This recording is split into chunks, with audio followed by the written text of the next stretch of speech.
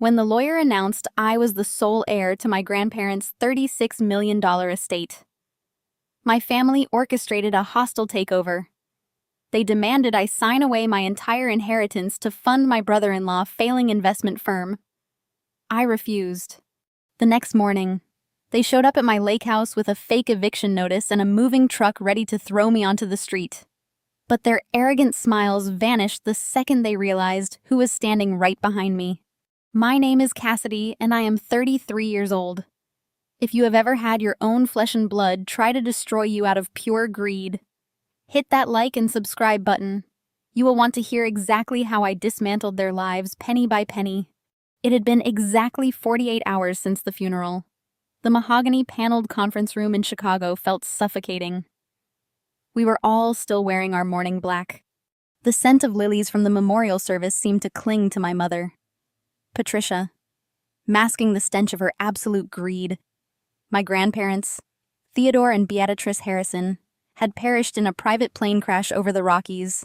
They were self-made millionaires who built a logistics empire. Now they were gone, and the vultures were circling. My mother leaned across the polished wood table, her eyes cold and calculating. "Sign the power of attorney, Cassidy," she demanded. "I do not care how senile your grandfather became in his final days to leave a $36 million estate and the Lake Tahoe villa to a glorified bean counter. Madison and Jamal need that capital to expand their investment fund. You live alone in a one-bedroom apartment. What exactly are you going to do with that kind of money?" Before I could process the cruelty of her words, my brother-in-law Jamal intervened. At 34, Jamal was the picture of elite financial success. A brilliant, charismatic African-American hedge fund manager who wore bespoke Italian suits and commanded rooms with a practiced predatory ease. He tossed a heavy gold-plated pen onto the table. It rolled to a stop just inches from my fingers. "Do not make this difficult for the family, Cass," Jamal said, leaning back in his leather chair and flashing a perfectly white smile that did not reach his eyes. "You are a certified public accountant. You audit municipal tax returns. You do not have the risk tolerance or the network to manage $36 million in liquid assets and real estate. Sign the proxy. Let Apex Holdings absorb the estate. We will wire you $50,000 by close of business tomorrow as a consulting fee. Think of it as a severance package for your bruised ego." Next to him, my 29-year-old sister Madison dabbed at her perfectly dry eyes with a silk tissue. Madison was the family golden child, a social media influencer whose entire existence was curated for the internet. She spent her days unboxing luxury handbags and her nights dining at expensive restaurants, all funded by Jamal, mysterious flowing capital, and my parents' bottomless enabling. "Please, Cassie Madison," whimpered, perfectly executing her fragile victim routine. "I have not been able to sleep since the crash. The stress of this legal battle is going to make me physically ill. Jamal is just trying to protect us. Why are you always so selfish? Why do you always have to make everything a competition?" My father, Richard, cleared his throat, adjusting his expensive watch. "Your sister is right. We have already spoken to the estate executive. The paperwork is ready. We can handle this internally as a family, or we can tie this up in probate court for the next decade. You do not have the legal retainer fees to fight us. Cassidy, be smart." I sat perfectly still, my hands resting lightly on the table. They thought they were dealing with an obedient pushover. What they forgot was what I actually do for a living. I am a forensic accountant. I spend my life dissecting corporate fraud, tracing shell companies, and finding the truth buried under manufactured lies. You learn quickly in my line of work that silence makes liars uncomfortable. It forces them to expose themselves further. I looked at the four of them, Patricia with her brittle arrogance, Richard hiding cowardice behind his checkbook, Madison weaponizing her fragility, and Jamal, the apex predator who thought he was the smartest man in the room. I did not cry. I did not yell. I did not tell them how much it hurt, that they were trying to rob me before the earth on my grandparents' graves had even settled. My emotions had been systematically dismantled by this family over 33 years of being the scapegoat. The disappointment. The boring daughter who chose numbers over nepotism. I reached out and picked up the gold pen. Jamal smirked. Madison let out a performative sigh of relief. My mother crossed her arms, a look of vindicated triumph settling on her face. Instead of signing the proxy document, I used the tip of the pen to slide the paper back across the table until it touched Jamal's manicured fingers. Then I reached into my leather briefcase and pulled out the original notarized copy of the will that the executive had privately handed me that morning. "This asset belongs to me," I said, my voice steady, stripped of all inflection. "The Lake Tahoe villa belongs to me. The investment portfolios, the liquid cash, the vintage cars, they all belong to me." I stood up, buttoning my blazer. "You are not going to see a single cent of this estate. You have exactly 24 hours to remove belongings from the premises before I change the locks." Jamal's smirk vanished. He stood up, towering over the table. "You have no idea what you are dealing with, you stupid girl." I smiled and walked away. The moment the heavy glass doors of the law firm closed behind me, my phone began vibrating continuously. The screen lit up with relentless texts from Madison. "You are a cold-blooded psycho. I hope you are happy. Mom is having a full panic attack in the lobby. Jamal said he will tie your assets up in litigation until you are bankrupt. You are going to lose everything anyway. Cassie, you are just delaying the inevitable." I muted the notifications and tossed the phone onto my passenger seat, merging onto the interstate toward Lake Tahoe. I took a single deep breath. My heart beat at a measured, steady pace. Years of being gaslighted by Patricia and Richard forced me to build an impenetrable fortress. Showing hurt in my family was equivalent to bleeding in shark-infested waters.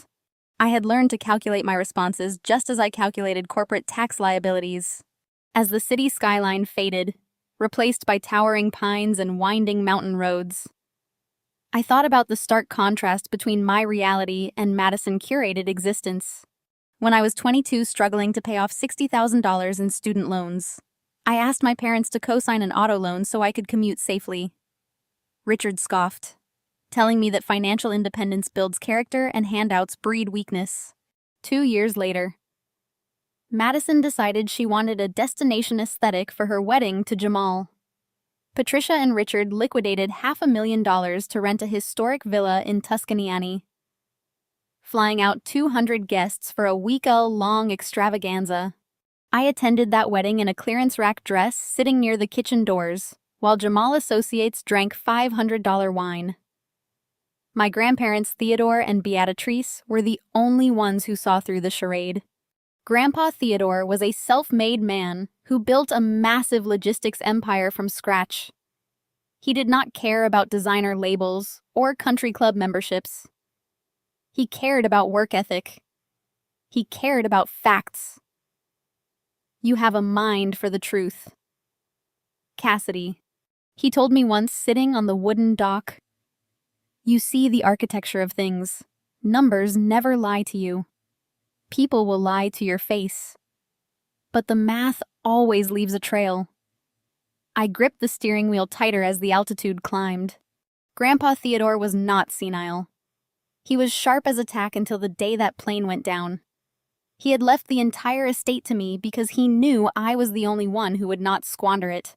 But as I drove higher into the mountains, my forensic instincts began to itch. Jamal was a multi-million-dollar fund manager. Why was he so desperate to get his hands on my grandfather's estate just 48 hours after the funeral? Wealthy men do not sweat over $36 million unless they are secretly broke or trying to cover up a massive deficit. I arrived at the Lake Tahoe villa just as the afternoon sun began casting long, golden shadows across the water. The property was breathtaking, a sprawling timber and glass masterpiece nestled against the shoreline, surrounded by towering evergreens. The crisp air smelled of pine needles and cold water. Stepping inside, the silence of the house hit me like a physical blow. Grandpa Theodore-worn leather armchair still sat by the massive stone fireplace. Grandma Beatrix collection of first edition novels lined the walls, but the space had clearly been violated. Empty champagne bottles, discarded designer shopping bags, and traces of Madison expensive perfume lingered in the air. They had been using this sacred place as their personal party playground while my grandparents were busy running their company. I did not come here to mourn. I came here to work. A month before the crash, Grandpa Theodore had called me from a prepaid burner phone. It was highly uncharacteristic of him. His voice had been strained and clipped. "Cassidy, if anything happens to me, you go to the lake house. You go to the wine cellar. Look behind the 1998 Bordeaux rack. Do not tell your parents. Especially do not tell Jamal." I made my way down the oak staircase into the basement wine cellar. The air was perfectly climate-controlled, cool, and damp. I walked past rows of expensive vintages until I found the 1998 Bordeaux section. My heart hammered as I reached out, gripping the wooden frame of the rack. I pulled. It was heavy, but it swung outward on a set of concealed oiled hinges, revealing a small reinforced steel safe embedded in the concrete foundation. The keypad blinked a faint green. I did not have to guess the combination. Grandpa Theodore only trusted one set of numbers, the exact date he had purchased his very first delivery truck. 041478. The heavy locking mechanism clacked and the steel door swung open. Inside sat a heavy-duty encrypted hard drive, a thick black leather ledger, and a handwritten note resting on top. I pulled the note out into the dim light of the cellar. The handwriting was rushed and jagged. "Cassidy, if you are reading this, I am gone and the wolves are at the door. I trusted the wrong people. I let Richard handle the pension fund transfers, and I let Jamal manage the corporate liquid assets. I thought he was a financial genius. I was a fool. They have been bleeding the company dry. I have spent the last 6 months tracking the bleed, but I do not have the legal authority to seize the Cayman accounts without alerting them and causing them to destroy the evidence. The hard drive contains the raw transfer data. The ledger contains my personal notes. Take them down now. Cass, take them all down." I stared at the paper, the reality of the situation crashing over me like a freezing wave. My grandfather had not just left me an inheritance. He had left me a crime scene. I stood in the damp chill of the wine cellar, the heavy leather ledger in one hand and the encrypted hard drive in the other. The sheer gravity of his final written words anchored my feet to the concrete floor. Jamal and my father had been bleeding Harrison Logistics dry. The logistics empire Theodore had built through 50 years of sweat-calculated risks and unyielding integrity was being hollowed out by the very men entrusted to protect it. I carefully folded the handwritten note, placing it inside the ledger for safekeeping, and made my way back up the spiraling oak staircase. Emerging into the sprawling living room, the lingering scent of Madison's signature floral perfume struck me again, mixed with the stale odor of expensive cigars. They had treated this architectural masterpiece like a cheap party rental. I walked over to the massive dining table crafted from a single slab of reclaimed redwood. This would be my command center. I set down the ledger and the drive, then fetched my secure air-gapped laptop from my vehicle. As I connected the power cables, my gaze drifted to a framed photograph sitting on the stone mantel. It was taken 3 Christmases ago. Patricia and Richard stood in the center wrapped in cashmere, flanked by Madison and Jamal. Madison was draped in a tailored Chanel coat, flashing her brilliant, perfectly veneered smile. Jamal stood tall beside her, his hand resting possessively on her waist, projecting the ultimate image of a Wall Street titan. I was conveniently absent from the photo, having been relegated to taking the picture. The contrast between our realities had always been a bitter pill, but looking at their arrogant faces now, it felt completely toxic. While I had spent my late 20s buried in corporate tax codes, working 80-hour weeks to build my own independent forensic accounting practice, Madison had turned existing into a lucrative career. Just last month, She had posted a glossy 20-minute video touring her new $4 million penthouse in downtown Chicago. She credited Jamal brilliant market strategies and her own exhausting work as a brand ambassador for their success. I remembered sitting in my modest office eating a cold sandwich, watching her parade through a marble foyer that cost more than my entire business valuation. My parents had proudly shared her video to everyone in their country club circle, boasting about their golden child and their visionary son-in-law. When I had successfully uncovered a massive embezzlement ring for a Fortune 500 client the year before, making headlines in financial journals, Patricia had simply waved it off. She called my profession dreary and depressing, asking why I could not find a nice hedge fund manager like Jamal instead of hunting down criminals.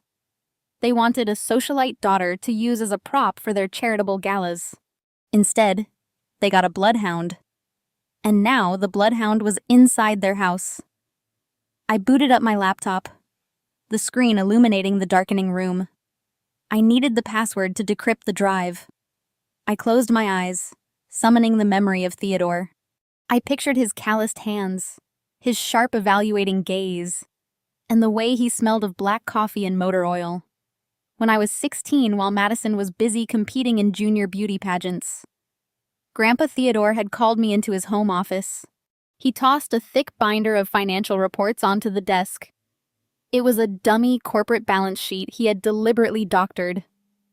Find the lie. Cassidy. He had challenged me. Companies are living organisms.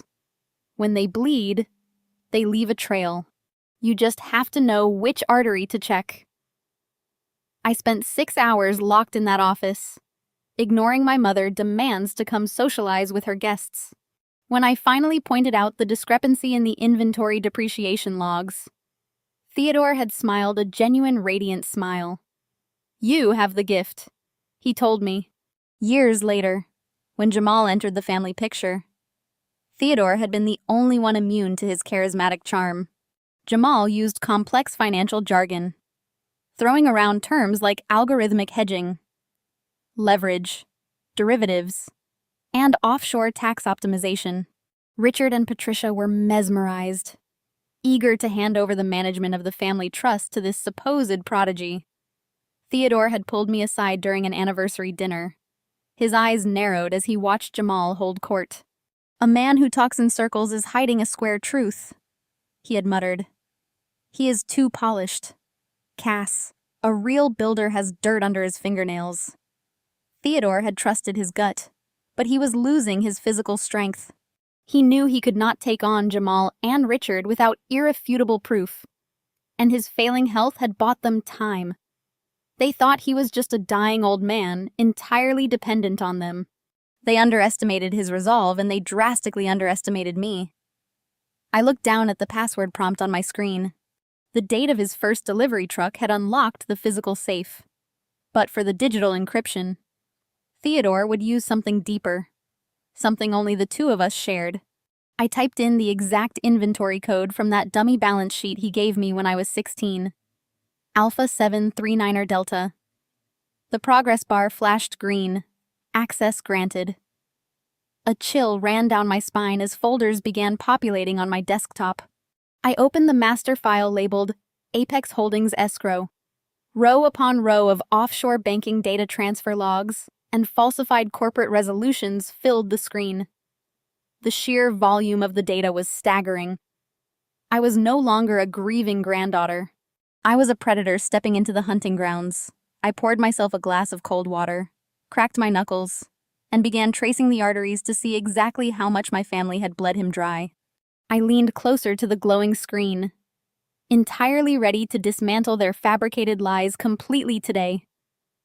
I leaned closer to the glowing screen, entirely ready to dismantle their fabricated lies completely today.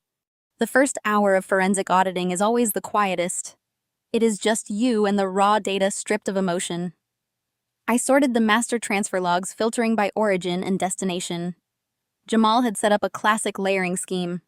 He used Apex Holdings to funnel corporate revenues into intermediate accounts. From there, The money was layered through shell companies in the British Virgin Islands before surfacing in the Cayman Islands. But Jamal made a fundamental error when moving millions volume becomes a liability if you do not vary routing protocols. Jamal used the exact same digital authorization signature for every transfer. I cross-referenced these logs with Richard's internal corporate approvals. My father had bypassed the dual authentication protocols of Harrison Logistics. He rubber-stamped every single outbound wire. As I dug deeper, a glaring inconsistency caught my eye. The offshore accounts were not just holding the stolen capital. They were distributing it back onto U.S. soil through a real estate holding trust. I pulled up the asset register. The trust owned residential properties. Right at the top of the list was a familiar address. The very Lake Tahoe villa I was currently sitting inside. According to county tax records, this house was owned outright. But Jamal's fraudulent documents indicated he had secretly leveraged the property, taking out a shadow mortgage against its equity. He used the house as collateral to cover liquidity holes in his hedge fund. I turned my attention back to the leather ledger. Theodore's handwritten notes were meticulous but cryptic. The final entry read, "The digital trail is not enough. Jamal controls the banking executives. They will bury the digital evidence. The physical proof is in the architecture. Find the dead space." I looked around the massive living room. My grandfather oversaw the construction of this villa 20 years ago. He was obsessed with spatial utilization. I grabbed a flashlight and measuring tape from the closet. I needed to map the footprint of the house.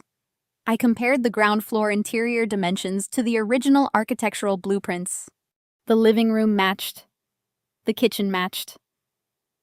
I moved upstairs to the primary suite, the room my grandparents shared for 2 decades. The blueprints indicated the primary bedroom should be exactly 400 square feet extending flush against the western exterior wall. I hooked the measuring tape against the doorframe and walked it across the hardwood floor to the far wall. 340 feet. I checked the tape again. I walked outside, shining my flashlight up at the western wall. The dimensions proved the room should extend 5 feet outward.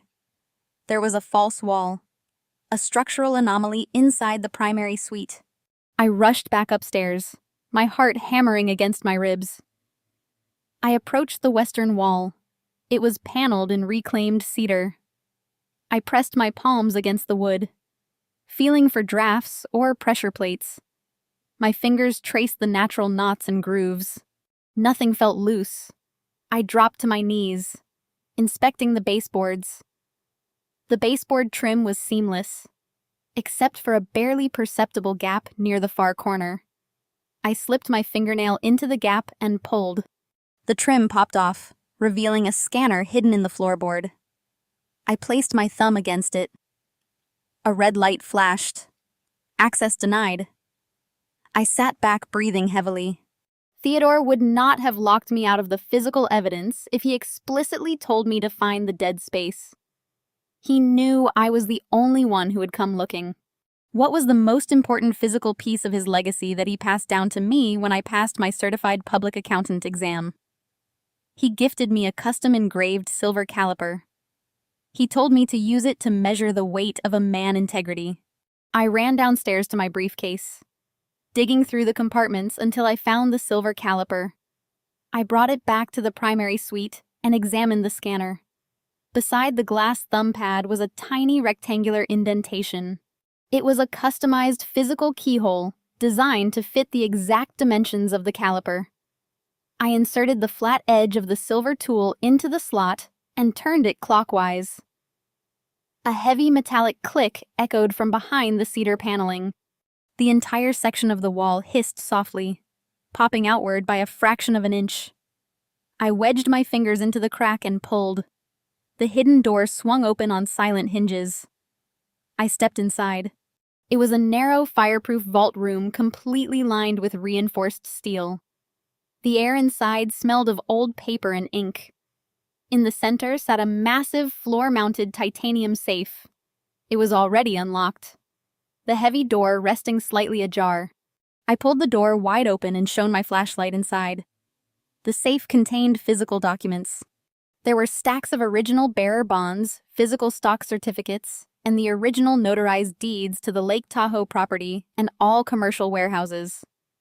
Beside the deed sat a thick manila folder labeled Apex Holdings Fraud. I opened the folder. Inside were the physical smoking guns Jamal thought he destroyed. Hand-signed corporate guarantees, printed emails between Jamal and his offshore bankers discussing embezzlement, and a recorded confession from a former Apex accountant. Theodore had gathered the physical paper trail, the undeniable hard copy evidence that no hacker could erase and no corrupt executive could deny. I picked up the stack of original property deeds. Jamal fake eviction notice and shadow mortgage were entirely worthless now. I held the absolute legal authority over the estate in my hands. The digital data I audited downstairs proved they were thieves. But these physical documents gave me the power to utterly destroy their financial future. I smiled in the darkness of the vault. I finally possessed the exact tools necessary to dismantle their arrogant empire and expose them to the cold light of day. I gathered the property deeds and the folder labeled Apex Holdings Fraud. The documents grounded me against the storm my family was about to unleash. Theodore had anticipated every single move Jamal would make. The false mortgage documents Jamal created were useless as long as I held these physical titles.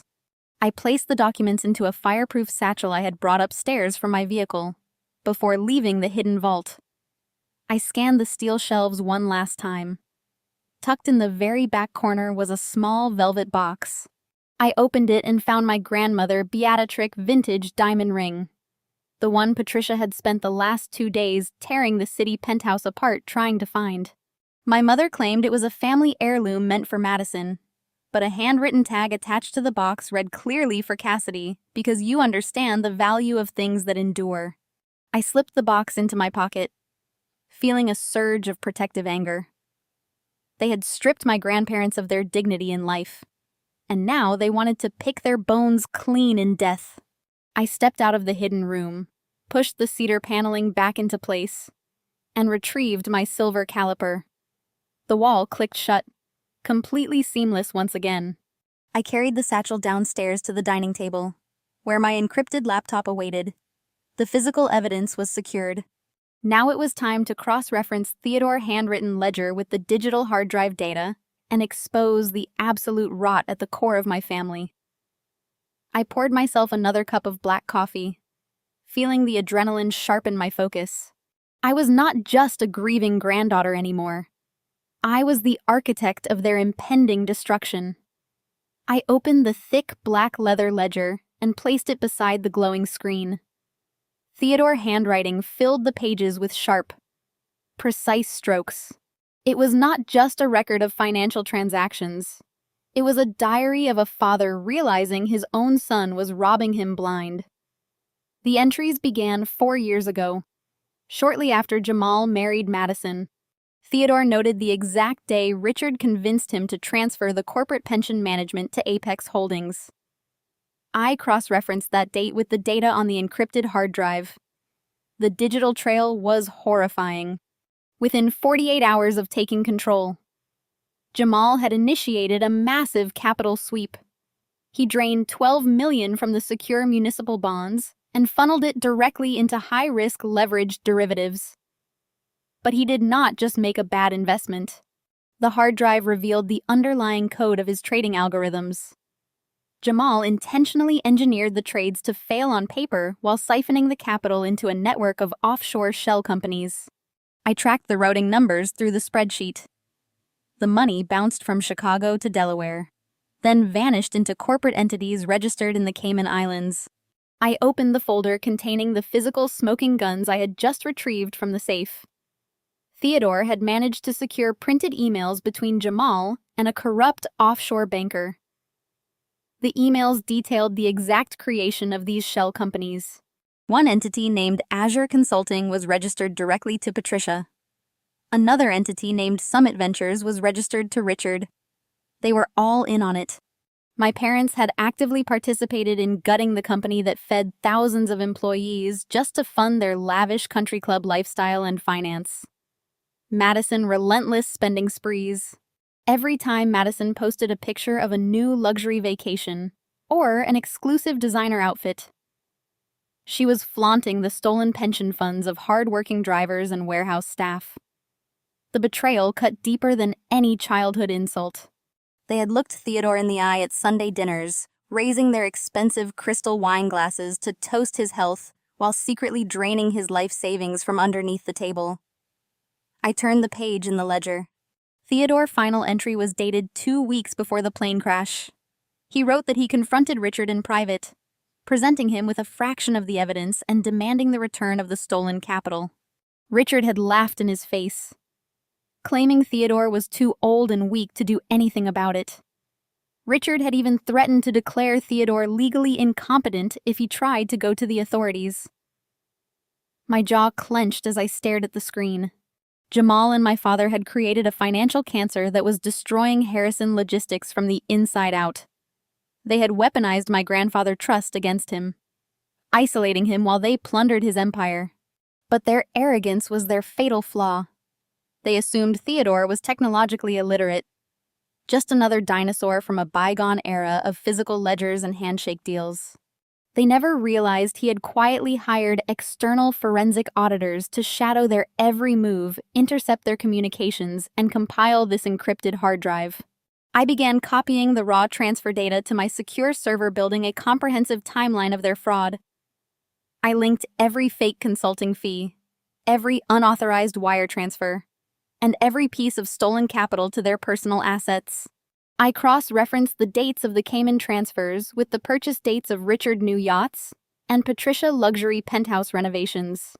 They were incredibly sloppy, leaving digital fingerprints everywhere because they believed no one in the family was smart enough to catch them. They thought I was just a lowly tax accountant who would bow to their intimidation tactics. They wanted to steal $36 million from me to cover their massive hedge fund losses. I was going to ensure they paid back every single cent from behind the cold steel bars of a federal prison. I would not let them ruin my grandfather's legacy or discard his lifetime of hard work. I mapped the entire network of their deceit, organizing the evidence into undeniable proof. The pieces were finally coming together, and the trap was almost perfectly set. My grandfather's legacy, Harrison Logistics, was a sprawling enterprise built over half a century, and tracking the financial hemorrhage required dissecting thousands of individual transactions. I began by isolating the primary operational accounts Jamal controlled through Apex Holdings. The first anomaly jumped out almost immediately. The corporate treasury, which should have been anchored by conservative, low-yield municipal bonds, showed a massive liquidity drain beginning precisely 18 months ago. This was right around the time Jamal's personal lifestyle had taken a conspicuous leap. New cars, bespoke suits, and the sudden acquisition of a multi-million-dollar summer home in the Hamptons. Jamal's methodology was textbook wire fraud, layered with just enough complexity to fool my father, who rubber-stamped the authorizations without looking past the executive summaries. The scheme operated on a consistent cycle every quarter, just before the financial reporting deadlines. A substantial capital injection from Harrison Logistics would be moved into a secondary holding account at a major domestic bank.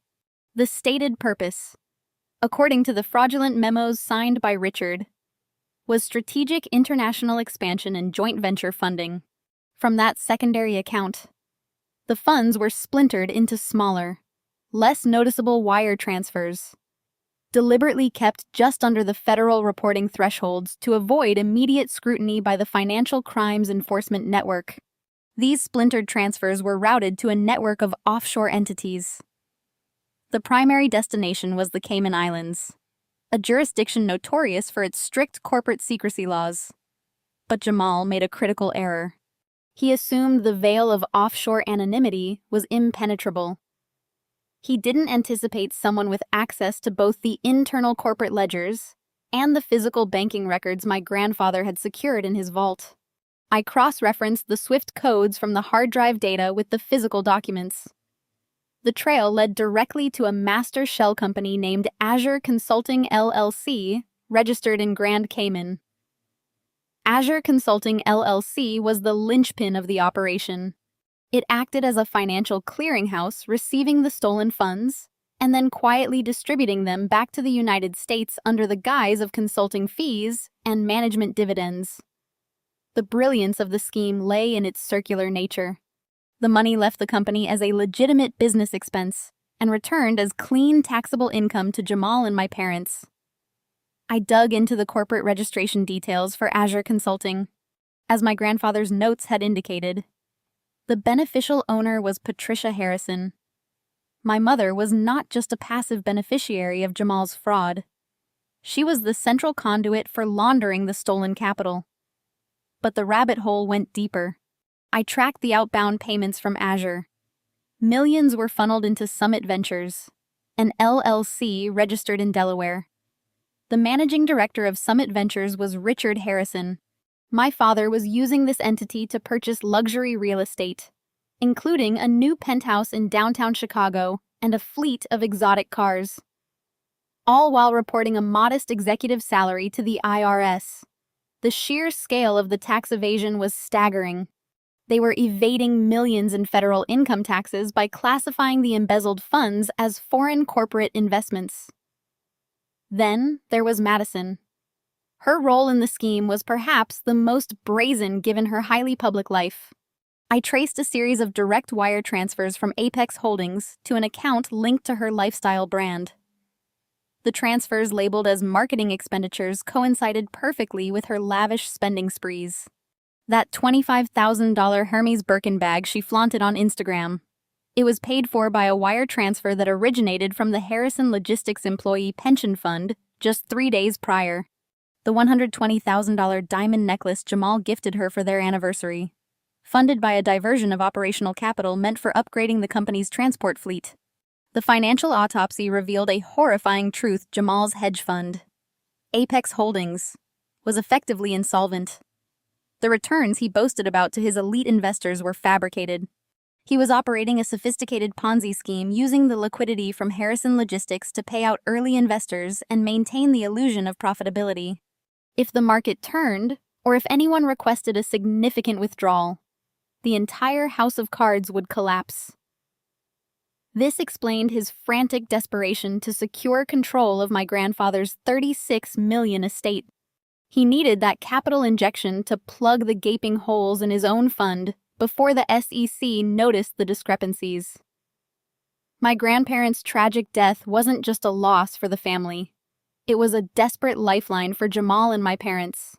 They saw the $36 million estate as the ultimate bailout, a way to cover their tracks and secure their stolen wealth permanently. That's why they were willing to forge eviction notices, freeze my bank accounts, and deploy Madison's social media followers to destroy my reputation. They were fighting for their survival, and they viewed me as the only obstacle standing between them and total financial salvation. I spent the next 3 hours compiling the evidence into a comprehensive, irrefutable dossier. Every wire transfer, every fraudulent corporate resolution, every offshore registration document was meticulously cataloged and linked to the corresponding bank statements. I built visual flowcharts mapping the money laundering process from the Harrison Logistics treasury to the Cayman Islands and back into my parents' personal accounts. The evidence was bulletproof. It was no longer a suspicion or a grievance. It was a prosecutable federal crime. The exhaustion that had been threatening to overtake me was completely eradicated by a surge of cold, focused adrenaline. The grief I felt for my grandfather transformed into a singular, unyielding purpose. They had taken his life's work. They had tried to steal my future. And they had done it all while smiling and playing the perfect family. I closed the final spreadsheet, saving the dossier onto a secure, encrypted flash drive. The trap was fully constructed. The bait was set and the evidence was ready to be deployed. Now I just had to wait for the wolves to walk through the front door. But Jamal was not a man who waited for morning. He was a predator who preferred to strike in the dark. The silence of the lake house was suddenly shattered by the sharp, urgent chime of my mobile phone. It was not a text message this time. It was a high-priority, automated alert from the commercial bank that held the operational accounts for my forensic accounting practice. I swiped the notification open, feeling a sudden chill radiate through my chest. The message read that all corporate assets linked to my business tax identification number had been locked pending a federal anti-money laundering review. I quickly opened my secure banking application. The dashboard, which normally displayed the healthy operational capital I used to pay my employees and manage my firm, now showed a terrifying red 0. Access to the payroll system was revoked. My corporate credit lines were suspended. The personal accounts frozen earlier in the day were just a warning shot. This was the actual bombardment. Jamal was leveraging his extensive network of corrupt banking executives to systematically dismantle my entire financial identity.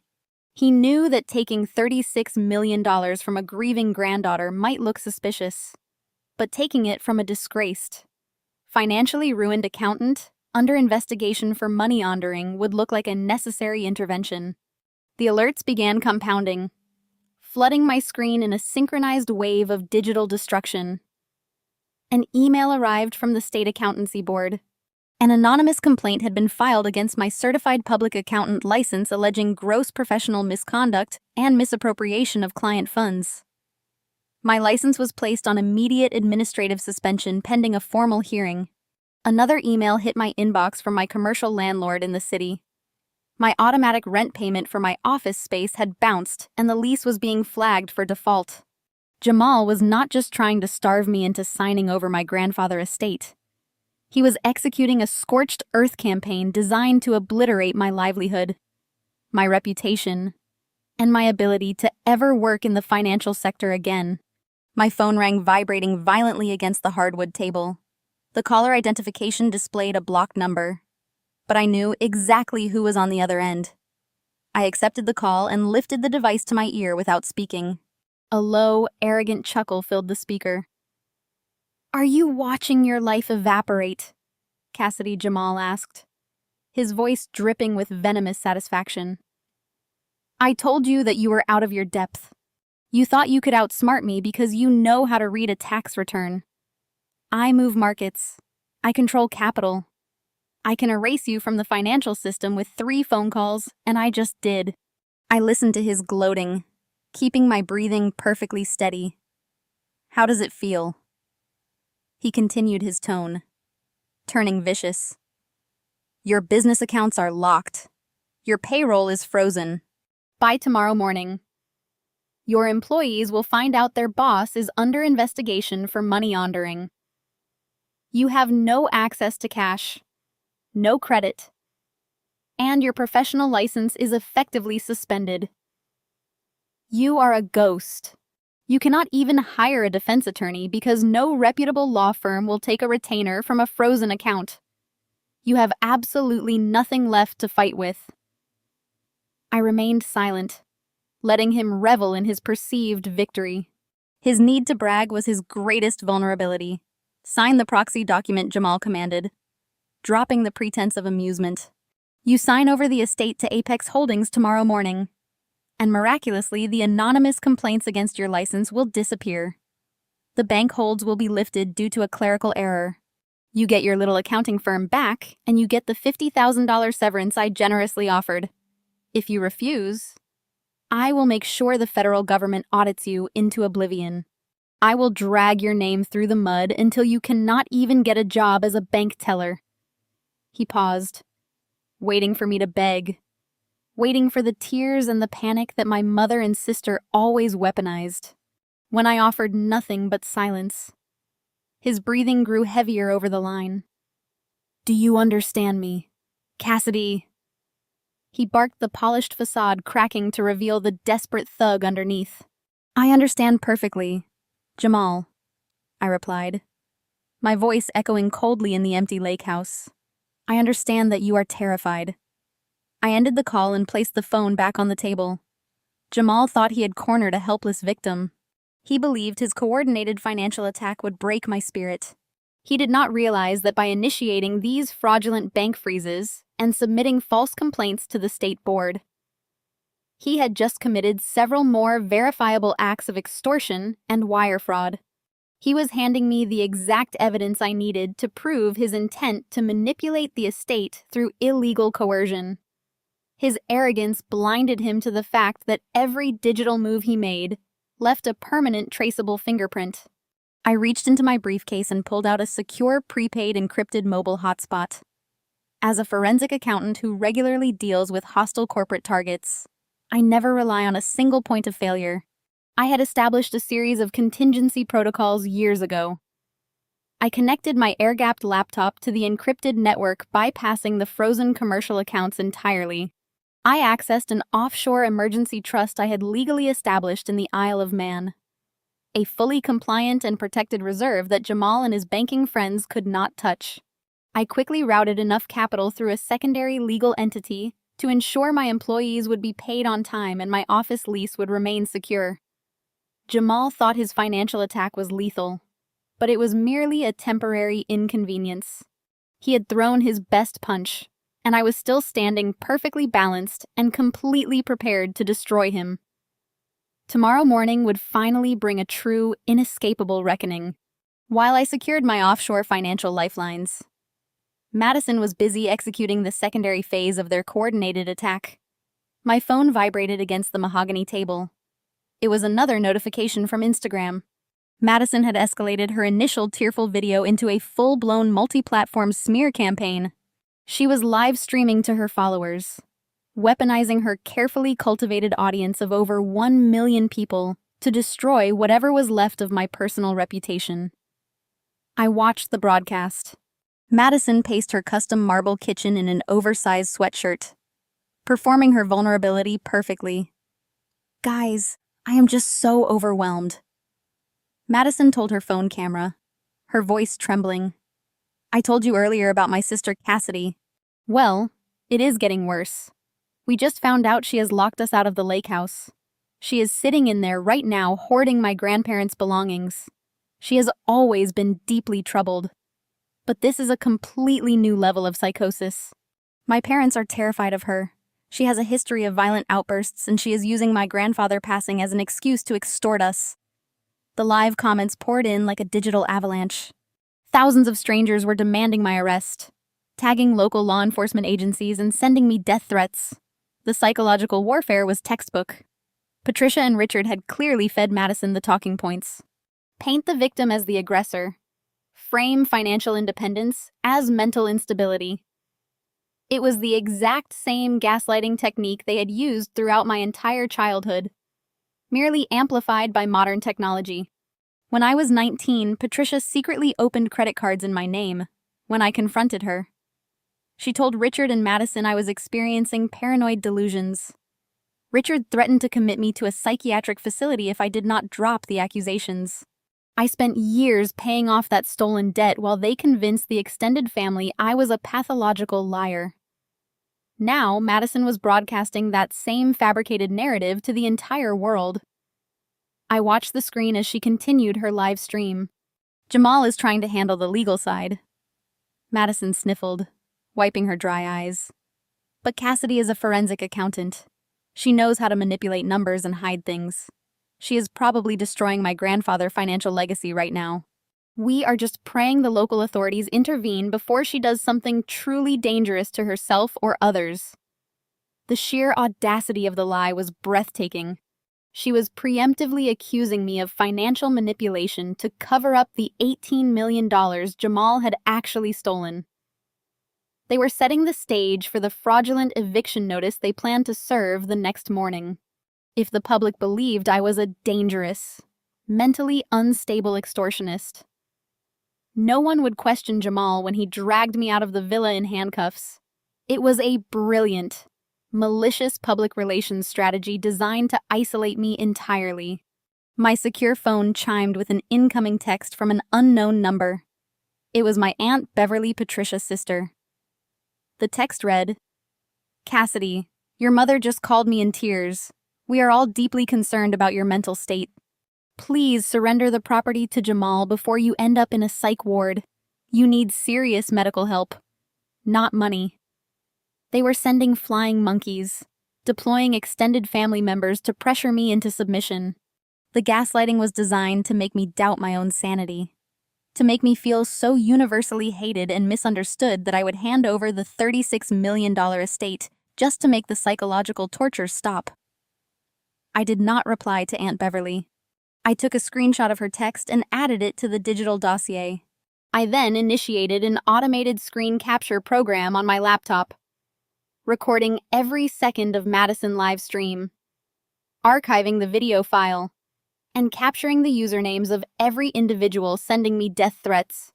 This was not just a family squabble anymore. Madison was committing actionable prosecutable defamation, and Lyle by publicly accusing me of extortion and elder abuse to an audience of over 1 million people. She was handing me the grounds for a massive civil lawsuit that would strip her of whatever assets the federal government did not seize first. I poured myself another cup of espresso and watched the viewer count on Madison video climb past 200,000. Let her talk. Let her construct this massive, fragile house of cards in front of the entire internet. The more she spoke, the tighter she pulled the noose around her own neck. She was now permanently linking her public brand to Jamal Criminal Enterprise. When the federal agents arrived at dawn, her millions of followers would witness the exact moment her fabricated reality shattered. Another email pinged on my screen. It was from Richard. He had forwarded me a chain of correspondence between him and a high-profile crisis management public relations firm in Chicago. The subject line simply read, "Your choice."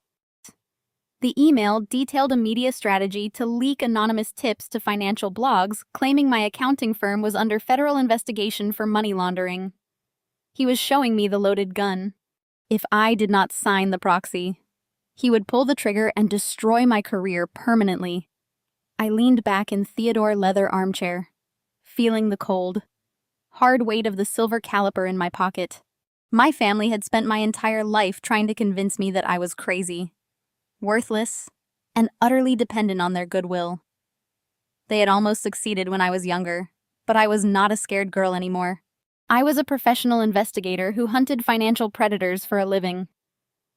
I took another sip of the bitter espresso, my eyes fixed on the live stream, where Madison was currently begging her followers to send prayers for her safety. They truly thought psychological warfare would break me. They did not realize it only gave me the absolute moral clarity to destroy them without a single ounce of mercy or regret. The live stream abruptly ended, but the digital assault did not. My phone screen remained a chaotic blur of incoming hostility as Madison's followers flooded every available communication channel. Then a new notification cut through the noise. It was an audio message from Patricia. I clicked play, allowing my mother's voice to echo in the cavernous, empty living room of my grandfather's house. She did not sound panicked or concerned anymore, with the public narrative firmly established by Madison. Patricia had dropped the fragile maternal mask entirely. Her voice was cold, sharp, and laced with absolute contempt. "Listen to me carefully, Cassidy," Patricia hissed through the speaker. "Jamal has frozen your firm's accounts, and Richard has authorized the crisis management team to prepare the press release about your alleged money laundering. You have no money, no leverage, and by tomorrow morning, you will have no reputation. You brought this entirely on yourself. We built a beautiful life, and we will not let an ungrateful, stubborn child destroy it just because you feel entitled to Theodore's estate. Sign the proxy before Jamal arrives at dawn. If you force us to evict you, I will personally make sure the judge deems you mentally unfit to manage your own basic affairs. We will take everything. Do not test me." The audio message clicked off. I sat in the sprawling quiet house, letting the profound malice of her words sink into the walls. I did not feel a single sting of sorrow. The final illusion of my family had just evaporated, leaving behind nothing but the stark, undeniable truth. The ultimate betrayal was not the theft of $36 million. It was the chilling reality that my own mother was eagerly willing to orchestrate my complete psychological and financial destruction just to protect her lavish lifestyle and her golden child's fraudulent husband. She had fully committed to ruining my life, leveraging her social power to obliterate my hard-earned career, all to shield criminals. They were actively conspiring to institutionalize me to strip away my fundamental human rights, simply to cover up their own massive felonies. I saved the audio file, converting it into a secure format, and placed it directly into the master evidence folder on my desktop.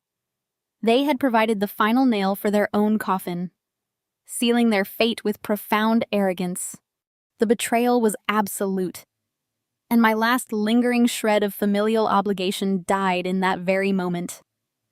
I was no longer a daughter, sister, or convenient scapegoat for their dysfunction. I was the executioner of their carefully constructed, entirely fraudulent empire. The 33 years of emotional neglect, the constant belittling of my profession, and the absolute disregard for my well-being had culminated in this final unforgivable attack. They assumed my quiet nature meant I was weak. They mistook my stoicism for submission. But they were about to learn that a forensic accountant does not need to scream to completely destroy you. We let the numbers talk. I closed out of every social media application, severing the digital noise completely. Absolute radio silence was my new protocol. I ignored the dozens of missed calls from Richard and the relentless threatening text messages from Jamal. Let them stew in their arrogant certainty. Let them believe they had successfully paralyzed me with fear. I shifted my focus entirely to the glowing screen of my encrypted laptop, transitioning seamlessly from a targeted victim into an apex predator. The expansive living room of the Lake Tahoe villa was dead quiet, save for the rhythmic tapping of my keyboard. I opened my specialized forensic accounting software and began compiling the raw data into an irrefutable, prosecutable federal dossier. I started by mapping the precise money laundering trail. I created a visual schematic connecting the Harrison Logistics corporate treasury to Jamal failing hedge fund Apex Holdings. From there, I drew bright red digital lines tracking the splintered wire transfers across international borders, landing squarely in the offshore accounts of Azure Consulting in the Cayman Islands. I attached the physical corporate guarantees I had pulled from Theodore Hiddenvault, matching the dates of Patricia's fraudulent consulting fees to her exorbitant luxury purchases. Every single stolen dollar was accounted for, categorized, and highlighted with surgical precision. I worked with cold mechanical efficiency. Anger is a messy, unpredictable emotion. But forensic auditing requires absolute ruthless logic. I was dissecting their financial lives with a scalpel, removing any possible deniability. I attached Richard forged authorization signatures alongside the internal bank communications Jamal had carelessly left on the unencrypted servers. I compiled Madison's recent social media posts, cross-referencing the timestamps of her luxury yacht vacations with the exact dates Jamal had drained the employee pension funds. The dossier was a masterpiece of financial prosecution. It contained enough concrete hard copy evidence to secure federal indictments for wire fraud, tax evasion, money laundering, and elder financial abuse without requiring a single verbal testimony. I checked the antique grandfather clock standing in the corner of the room. It was well past midnight. The storm outside had settled, leaving the surface of the lake looking like a sheet of polished obsidian under the moonlight. I cracked my knuckles, stretching my stiff shoulders. I had spent my entire life trying to shrink myself to fit into their narrow, toxic expectations. Now I was expanding, claiming my space and preparing to drop a nuclear bomb on their reality. I stood up, walked into the kitchen, and turned on the espresso machine. The low hum of the grinder broke the heavy silence of the house. I had just finished packaging the encrypted files for transmission. The calm before the storm was beautiful, terrifying, and entirely mine. The realization that I was no longer playing defense sent a thrilling surge of adrenaline through my veins. Tomorrow morning, they would arrive with their fraudulent eviction notice, expecting to find a broken, weeping victim. Instead, they would face a fortified vault of justice. It was time. It was time. I carried my steaming cup of espresso back to the dining table, the rich aroma cutting through the stale air of the lake house. The compilation of the evidence was nearing its final stage, but I needed to ensure the money-laundering trail was so densely mapped that no defense attorney could ever unravel it. Forensic accounting is like reconstructing a shattered mirror. Every tiny shard must fit perfectly into the hole, or the reflection is completely distorted. I sat down and pulled up the secondary layer of banking records from the encrypted hard drive. Jamal had been arrogant, but he was not entirely incompetent. He had attempted to use a technique known as smurfing, breaking down the stolen capital into hundreds of smaller transactions to avoid triggering automated banking alerts. However, the sheer volume of his embezzlement made true smurfing impossible. He had gotten incredibly lazy. I tracked a specific sequence of transfers from October of the previous year. Jamal had authorized the movement of $3 million from Harrison Logistics under the guise of acquiring a new fleet of transport vehicles. The funds were sent to a domestic vendor, but the vendor was a total ghost entity. From there, the money was wired to a holding company in the Bahamas. I ran the holding company registration through an international database I used for my corporate investigations. The managing director listed was a proxy a local attorney paid to sign documents, but the beneficial ownership traced directly back to Apex Holdings. Once the money landed in the Bahamas, Jamal initiated the integration phase of his laundering cycle. The funds were disguised as foreign direct investment returns and wired back to the United States. This was where my father Richard played his highly crucial and completely illegal role. Richard fabricated internal corporate loans using the freshly laundered offshore money to artificially inflate the Harrison Logistics quarterly earnings reports. This made the company look incredibly profitable on paper, which triggered massive executive bonuses for both Richard and Jamal. They were essentially stealing the company money, washing it through the Caribbean, and paying it back to themselves as legitimate taxable bonuses. It was a staggering display of financial cannibalism. My phone vibrated violently against the wood, shattering my intense focus. It was a call from Richard. I watched his name flash across the screen, the bright light clearly illuminating the dark room. I let it ring. It stopped, then immediately started ringing again. He was losing his mind. Narcissists rely entirely on reaction. They need you to fight back, to cry, to argue, because any engagement gives them leverage. They use your emotional responses to twist the narrative and maintain their control. By giving them absolute radio silence, I was depriving them of their primary weapon. A voicemail notification popped up. I tapped the screen to listen, making sure my recording software captured the audio for the federal dossier. Cassidy, pick up the phone right now. Richard furiously commanded, his voice tight with barely contained panic. You are making a massive mistake. Jamal has already spoken to the local magistrate. The eviction is happening at dawn. If you think ignoring us is going to change anything, you are dead wrong. We are offering you a clean exit. Take the $50,000 and walk away before you end up in handcuffs. Call me back immediately. I deleted the notification icon and set the phone face down. The silence in the room resumed heavy and absolute. I did not feel a single urge to reply to his transparent psychological manipulation. Their threats were empty calories, hollow words meant to mask their impending doom. I turned my attention back to Patricia and her role in the scheme. She was not just spending the money on luxury goods. She was actively managing the third layer of the fraud, using the entity Azure Consulting. Patricia invoiced Harrison Logistics for phantom services like supply chain optimization and executive wellness coaching. I cross-referenced the dates of Patricia invoices with her travel schedule. She had built the company $80,000 for an on-site corporate training seminar during a week when her personal online social media proved she was drinking margaritas at a 5-star resort in Cabo San Lucas. I attached the invoice and the vacation photos side by side in the digital dossier. The jury would not even need to understand complex finance to see the blatant theft. The visual evidence was universally damning. Madison was equally complicit. though she played the role of the oblivious influencer.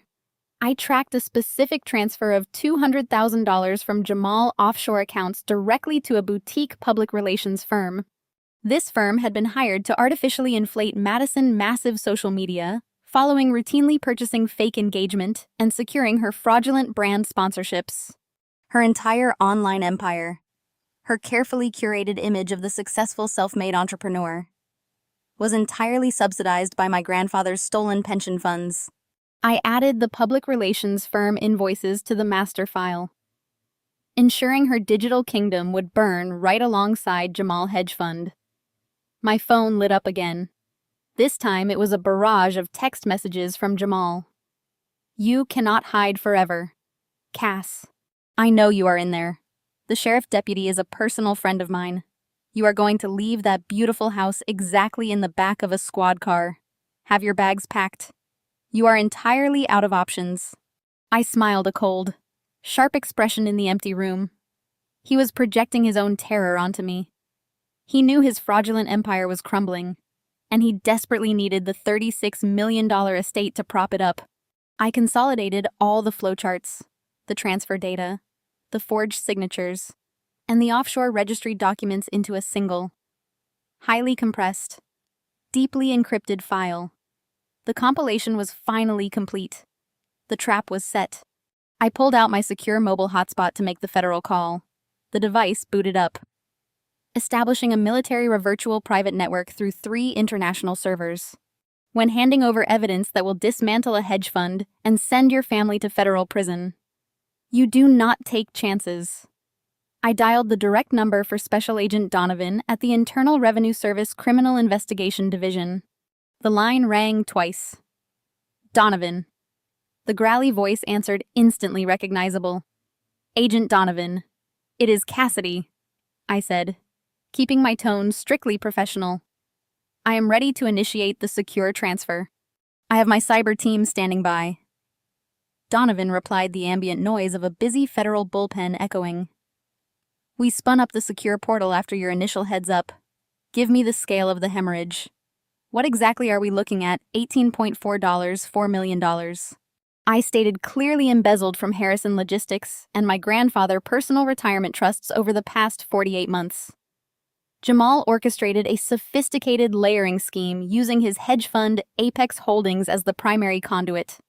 The capital was routed through a Bohemian holding company and ultimately parked in shell companies registered in the Cayman Islands.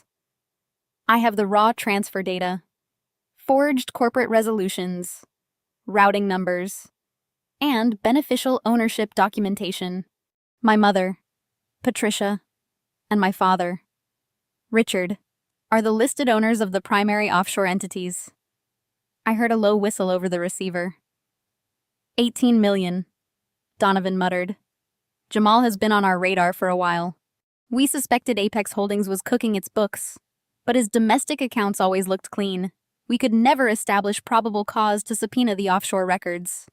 You just handed us the Holy Grail. It gets worse, I continued. Apex Holdings is entirely insolvent. Jamal has been operating a Ponzi scheme using the stolen capital to pay off early investors and mask massive market losses. That is why he is attempting to force me to sign over the $36 million estate. He needs that liquidity immediately to prevent a catastrophic collapse. We are not going to let that happen, Donovan said, his voice hardening. Initiate the transfer now. I highlighted the encrypted folder containing every flowchart falsified invoice, digital fingerprint, and the audio recording of Madison conspiring to steal my trust fund. I dragged the file into the secure federal Dropbox. The progress bar appeared slowly creeping toward completion. Transfer initiated, I confirmed. It is substantial. It includes physical property deeds and signed guarantees I recovered from a hidden vault. You are inside the Lake Tahoe villa right now, Donovan asked sharply. Yes. My family is arriving at 8 o'clock tomorrow morning to execute a fraudulent eviction. Jamal claims he secured an emergency vacate order and is bringing a local deputy to physically remove me. He is trying to intimidate me into abandoning the property so he can seize assets before probate begins. A local deputy. Donovan. growled. He is using local law enforcement under the color of law to facilitate a federal extortion scheme. That is a mistake. The magistrate who signed that order is going to be facing a judicial review by noon. The file is at 90%. I reported. Agent Donovan, I need to know that your team will be here. If I stay in this house, I am placing myself in a hostile confrontation. Jamal is desperate and desperation makes people dangerous. Cassidy. Listen to me, Donovan said protectively. I am coordinating with the Federal Bureau of Investigation right now. We have a multi-agency task force mobilizing. We are securing federal arrest warrants for wire fraud, tax evasion, money laundering, and elder financial abuse. We will have agents positioned around the perimeter of the estate long before dawn. You will not be in any danger. Transfer complete. I announced as the portal displayed a confirmation badge. You have the dossier. I heard the rapid clicking of keyboards on Donovan. End of the line. A tense silence stretched as his cyber team decrypted the package and verified the contents. My heart beat steadily. I had just handed over the loaded gun. There was no turning back now. Cassidy Donovan finally spoke genuine awe in his voice. This is a masterpiece. The financial mapping is flawless. You have tied the embezzled funds directly to their luxury purchases. You even tracked the public relations invoices for your sister's social media accounts. This is a bulletproof federal indictment wrapped with a bow. We do not even need them to confess. The math convicts them. I told you I was going to dismantle them, I said softly. You did, Donovan replied. And we are going to help you finish the job. I have contacted the primary institutional investor for Apex Holdings, a man named Montgomery Croft. He has tens of millions tied up in Jamal's fraudulent fund. When I gave him a taste of what your audit uncovered, he demanded to be here. Croft is flying out to Tahoe tonight. He wants to look Jamal in the eye when the cuffs go on. Bring him, I said with a cold smile. Bring them all. We will be in position by 7 in the morning, Donovan instructed. Keep your doors locked until they arrive. Let Jamal make his demands. Let him present that fraudulent eviction notice. The moment he commits the extortion on camera, we move in. Stay calm. Cassidy, you have won. I will see you at dawn. Agent Donovan. I terminated the connection and closed the laptop. I sat alone in the living room, the weight of the past 48 hours suddenly lifting. The terror my family tried to instill in me was completely gone. I poured my espresso down the sink and walked upstairs to the guest bedroom. I set my alarm for 6 o'clock in the morning, laid down, and closed my eyes. For the first time since the plane crash, I slept deeply and without a single nightmare. My phone alarm chimed at precisely 6 o'clock in the morning. I opened my eyes to the pale gray light of pre-dawn filtering through the guest bedroom windows. The air in the house was crisp and still. I threw off the duvet and stood up, feeling entirely rested. The tension that usually accompanied interacting with my family was completely absent. Today was not a family reunion. It was a controlled demolition. I walked into the attached bathroom and splashed cold water on my face, looking in the mirror. I saw the woman my grandfather had always known was there, the forensic accountant who dealt in undeniable facts. I dressed meticulously in my tailored charcoal blazer, a crisp white silk blouse, and dark slacks. I wanted them to walk in expecting a broken, hysterical girl, and instead find a corporate executioner. I picked up my phone from the nightstand. The screen was littered with notifications. Richard had been busy while I slept. He had sent a barrage of texts starting at 4 in the morning, his anxiety driving him to lash out. I opened the thread and read the vitriol. Cassidy, I am giving you one final warning. Jamal secured the emergency eviction notice from the municipal judge last night. We are meeting Deputy Miller at the county line and we are driving up together. The next text arrived 20 minutes later. Do not embarrass this family any further. The moving truck is already dispatched. If you force the deputy to put you in handcuffs, I will personally see to it that you undergo a mandatory psychiatric evaluation. You are acting completely unhinged. The final text arrived moments before my alarm. We are an hour away. Pack your bags. Leave the property keys on the kitchen counter. And walk away. If you try to take any of your grandfather assets from that house, Jamal will have you arrested for theft. You have absolutely zero leverage left. I smiled. The arrogance was blinding. Richard genuinely believed that by throwing the word arrest around, he could shock me into submission. He relied on their classic playbook to isolate, intimidate, and overpower. I took screenshots of every single message. They were beautiful additions to the digital dossier. Richard was officially documenting his role in the extortion plot, putting his own digital signature on a federal conspiracy. I sent the screenshots directly to Agent Donovan via the secure portal. The phone screen flashed, confirming the encrypted upload. I made my way downstairs to the massive kitchen overlooking the lake.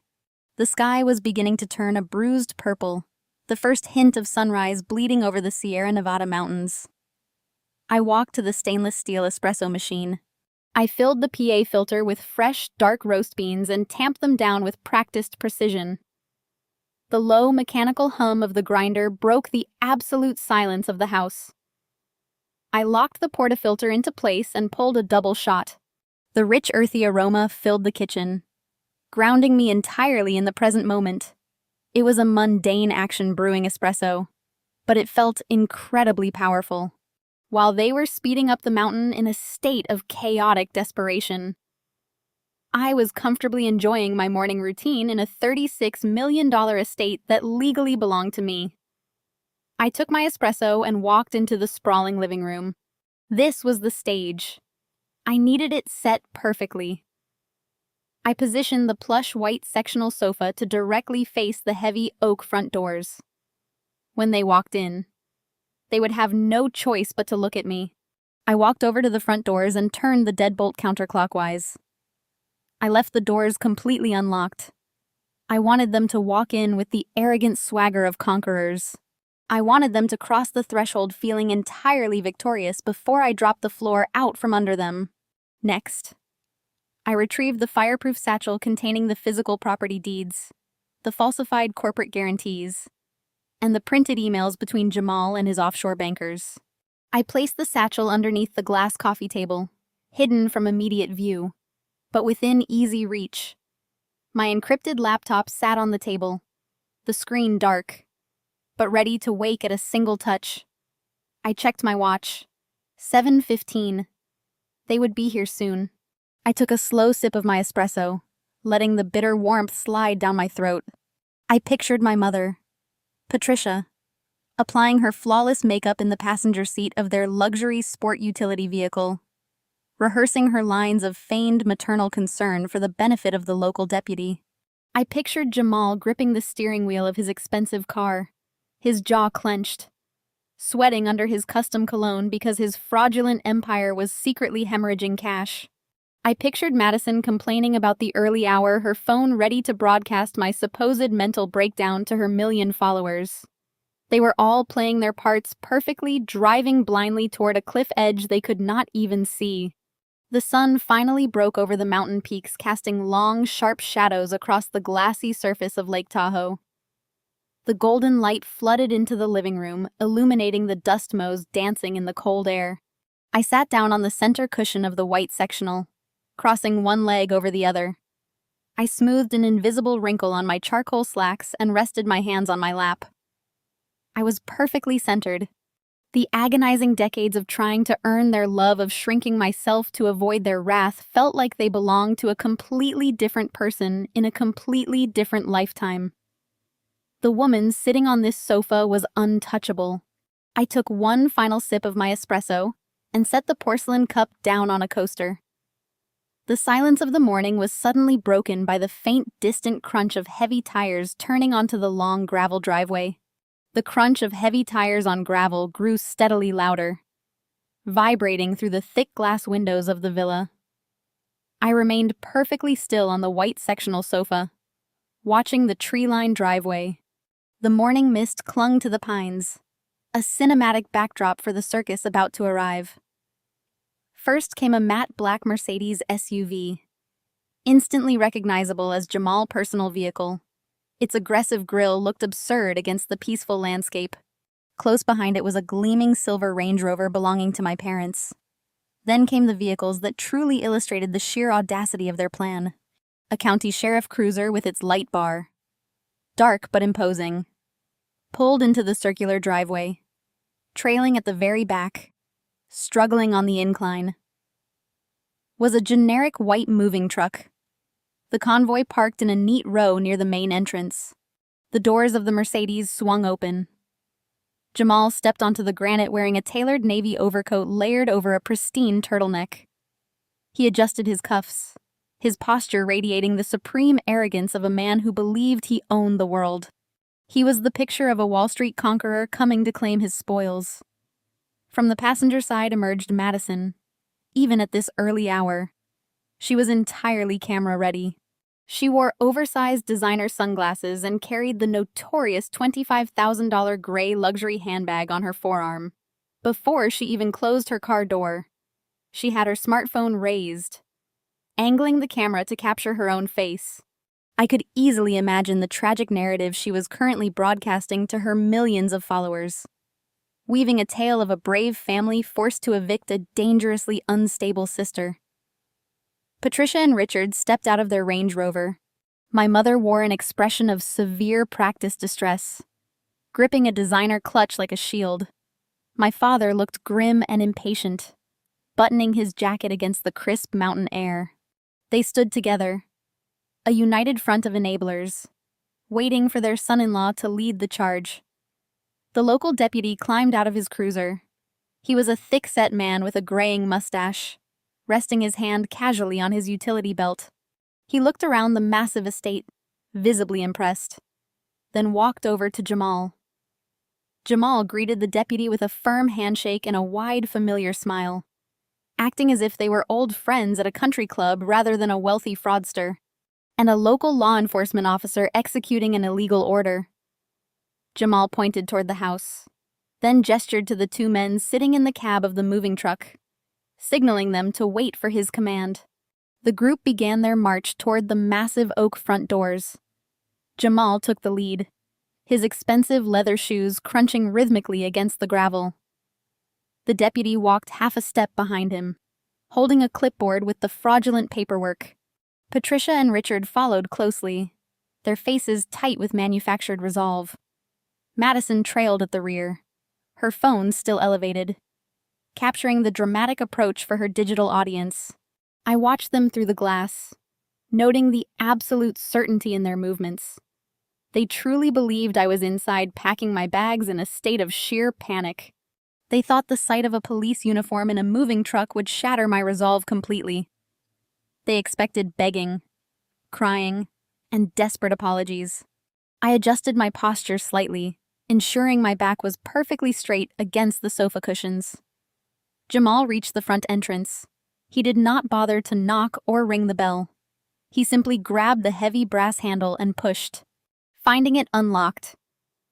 A momentary look of surprise flashed across his face, but it was quickly replaced by a predatory smirk. He pushed the double doors wide open, stepping into the grand foyer with the authority of a landlord inspecting a newly acquired property.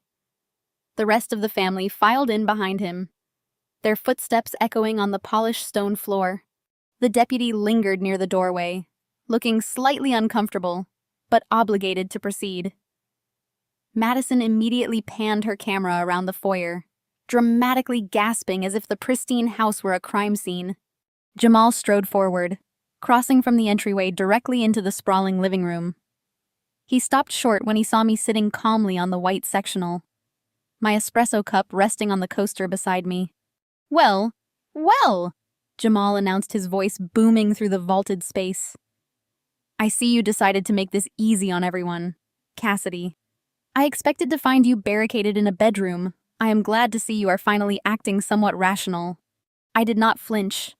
I kept my eyes locked on his, my expression utterly void of emotion. Patricia stepped forward, flanking Jamal. Her eyes swept over my tailored suit, momentarily confused by my composed appearance. We did not want it to come to this. Cassidy, my mother said, her voice dripping with artificial sympathy. We really tried to handle this internally. But your behavior over the last 2 days, the delusions, the refusal to communicate it left us no choice. You need psychiatric help, not a $36 million estate. We are doing this for your own good. Richard nodded firmly in agreement. You forced our hand. Cassidy, we brought Deputy Miller here to ensure this transition happens peacefully. Do not make this any more humiliating for yourself. Madison kept her phone trained on me. She stepped closer to Jamal, hiding behind his broad shoulders. Just cooperate. Cassie. She whined, pitching her voice perfectly for the camera microphone. Please do not make the police hurt you. Just let us get you the help you need. Jamal tossed the clipboard onto the glass coffee table directly in front of me. The metal clip clattered loudly against the surface. That is a temporary emergency vacate order, Jamal stated, crossing his arms over his chest. Signed by a municipal judge last night. You have exactly 30 minutes to gather your personal items and vacate these premises. If you refuse, Deputy Miller is going to arrest you for criminal trespass. The moving team outside will box up whatever you leave behind. The deputy cleared his throat, stepping slightly further into the room. Mom, I am just here to enforce the order provided by your family, he said, his tone carrying a mix of authority and reluctance. I strongly suggest you comply so we can keep this civil. I looked at the piece of paper on the table. I did not reach for it. I did not look at the deputy. I kept my gaze fixed entirely on Jamal, watching the arrogant certainty radiating from his stance. He thought he had delivered the ultimate checkmate. He thought he had successfully weaponized the law against me. He had absolutely no idea at all that he had just walked into a federal snare. I let the silence stretch. In the corporate auditing world, absolute silence is a highly effective forensic tool. When you interrogate a suspect who has embezzled corporate funds, you never rush to fill the quiet air. You let the quiet air suffocate them. You let their own guilt and anxiety build until they feel compelled to speak to justify their actions to over-explain their presence. I remained perfectly seated on the white sectional sofa, my posture relaxed but completely commanding. I did not glance at the fraudulent piece of paper resting on the glass table. I did not acknowledge the local deputy standing near the entryway. I simply locked my eyes onto Jamal and waited. The psychological effect was immediate and palpable. Jamal's arrogant stance began to fracture just slightly. He shifted his weight awkwardly from his left foot to his right. He shot a quick, irritated glance at Richard, clearly expecting my father to step in and break the incredibly uncomfortable tension. When Richard remained frozen in place, Jamal turned his attention back to me. His jaw tightened, the muscles ticking visibly under his dark skin. He adjusted the cuffs of his bespoke overcoat, a physical tell that indicated his rising internal panic. Are you deaf, Cassidy? Jamal snapped his voice, losing its polished veneer and taking on a harsh grating edge. I said you have 30 minutes. The clock is ticking. You are not going to sit there and ignore a lawful court order. Get up and start packing your bags right now. I slowly reached out, picked up my porcelain cup, and took a measured sip of espresso. The dark roast was entirely lukewarm by now, but the sharp caffeine still heightened my senses. I placed the cup back down with a soft, deliberate clink against the glass table. I still did not say a single word. Patricia could no longer handle the lack of reaction. She stepped aggressively around Jamal, her designer heels clicking sharply against the hardwood floor. She positioned herself directly in my line of sight, trying to force me to acknowledge her maternal authority. Her face was twisted into a mask of furious indignation. Cassidy, stop this childish game right this instant, my mother demanded, Her voice trembled with a volatile mixture of genuine panic and manufactured outrage. You are embarrassing yourself, and you are embarrassing this entire family in front of the authorities. We are giving you a graceful exit here. We offered you $50,000 to help you transition into a mental health facility. We are trying to be incredibly generous. If you make Deputy Miller put his hands on you today, we will not pay your bail. You will sit in a county jail cell while we take rightful possession of this estate. Is that what you truly want? Richard moved to stand directly beside her, projecting the image of a stern, disappointed patriarch. He pointed a trembling finger at me, his face wringing. You always do this. You always have to push things to the absolute brink just to get attention. You dropped out of our lives. You refused to participate in the family business. And now you want to steal your grandfather's legacy just to spite us. It ends today. The house is ours. The trust is ours. Pick up your bag and walk out that door before we ruin you.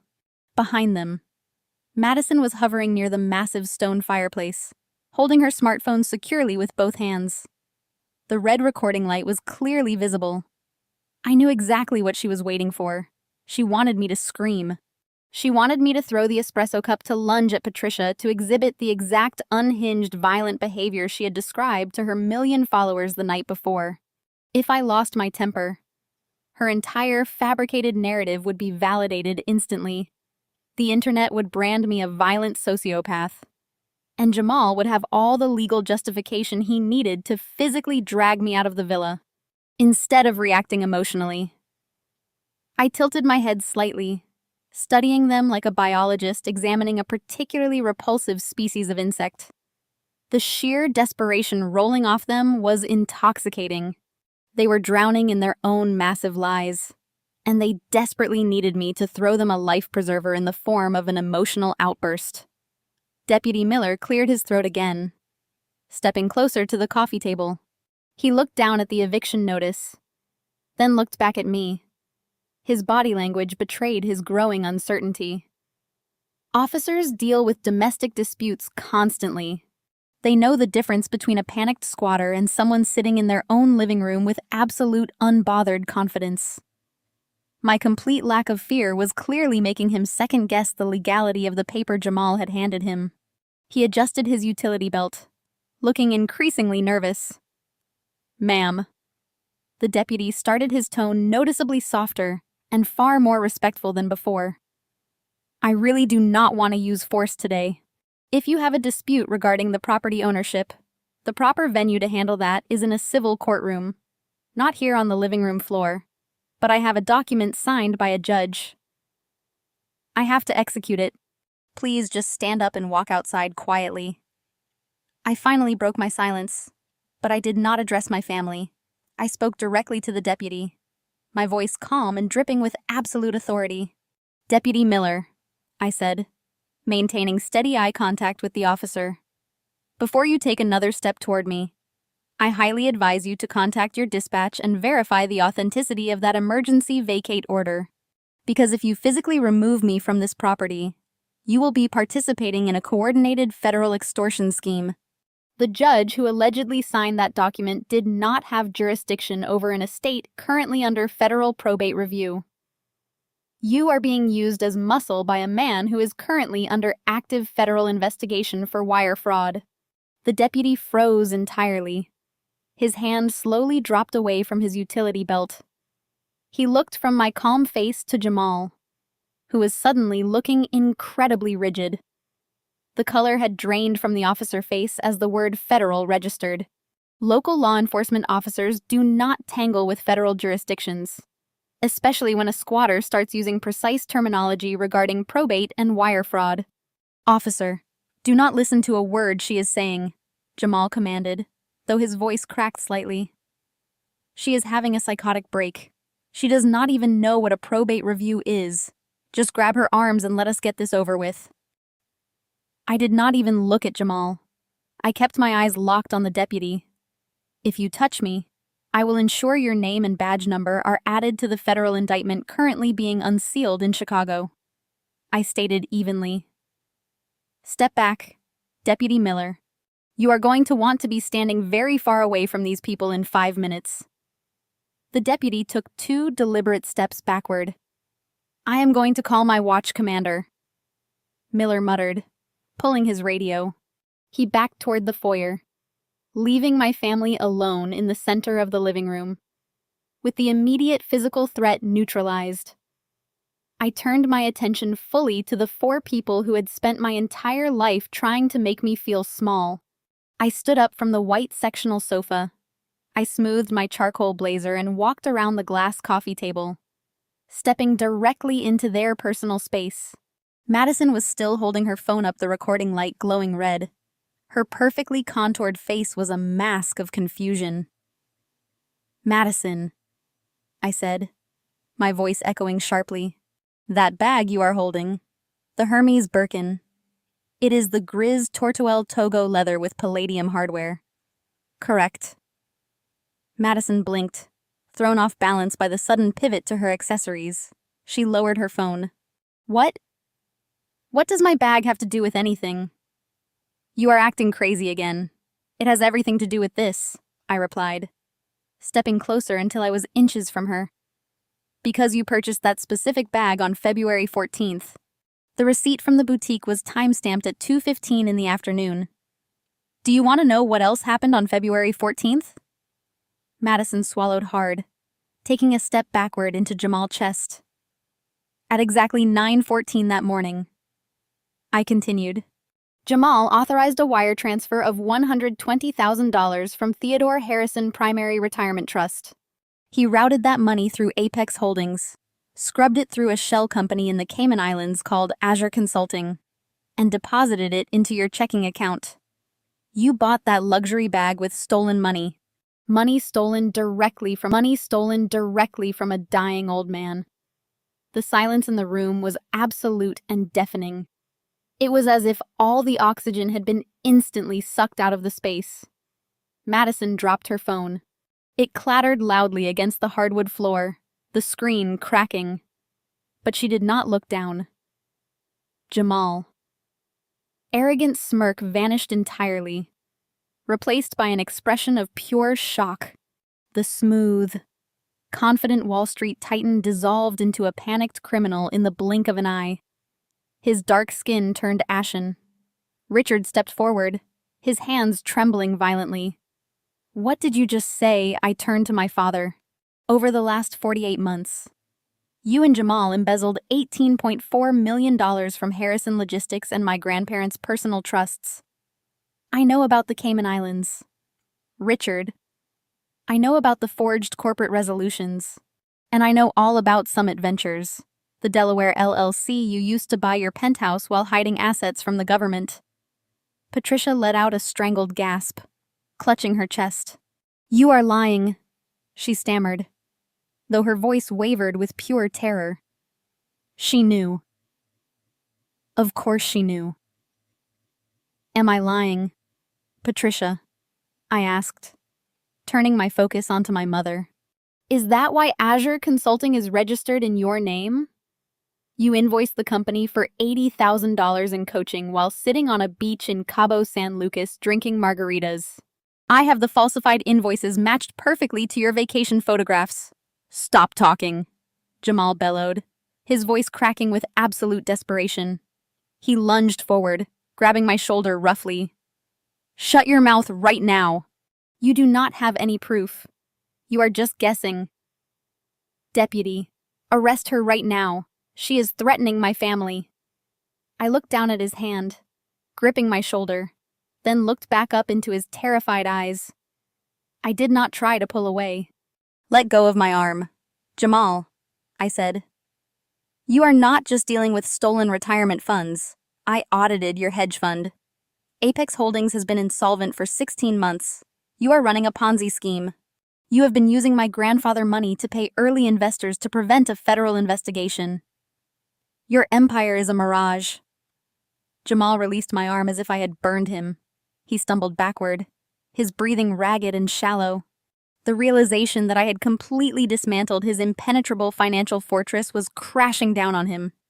You thought you could freeze my checking account and starve me into submission, I continued. You thought I could not read your offshore layering scheme, but you were sloppy. Jamal. You used the exact same signatures for every transfer. You left a digital highway straight to your own guilt. Patricia collapsed onto a nearby chair, her legs failing.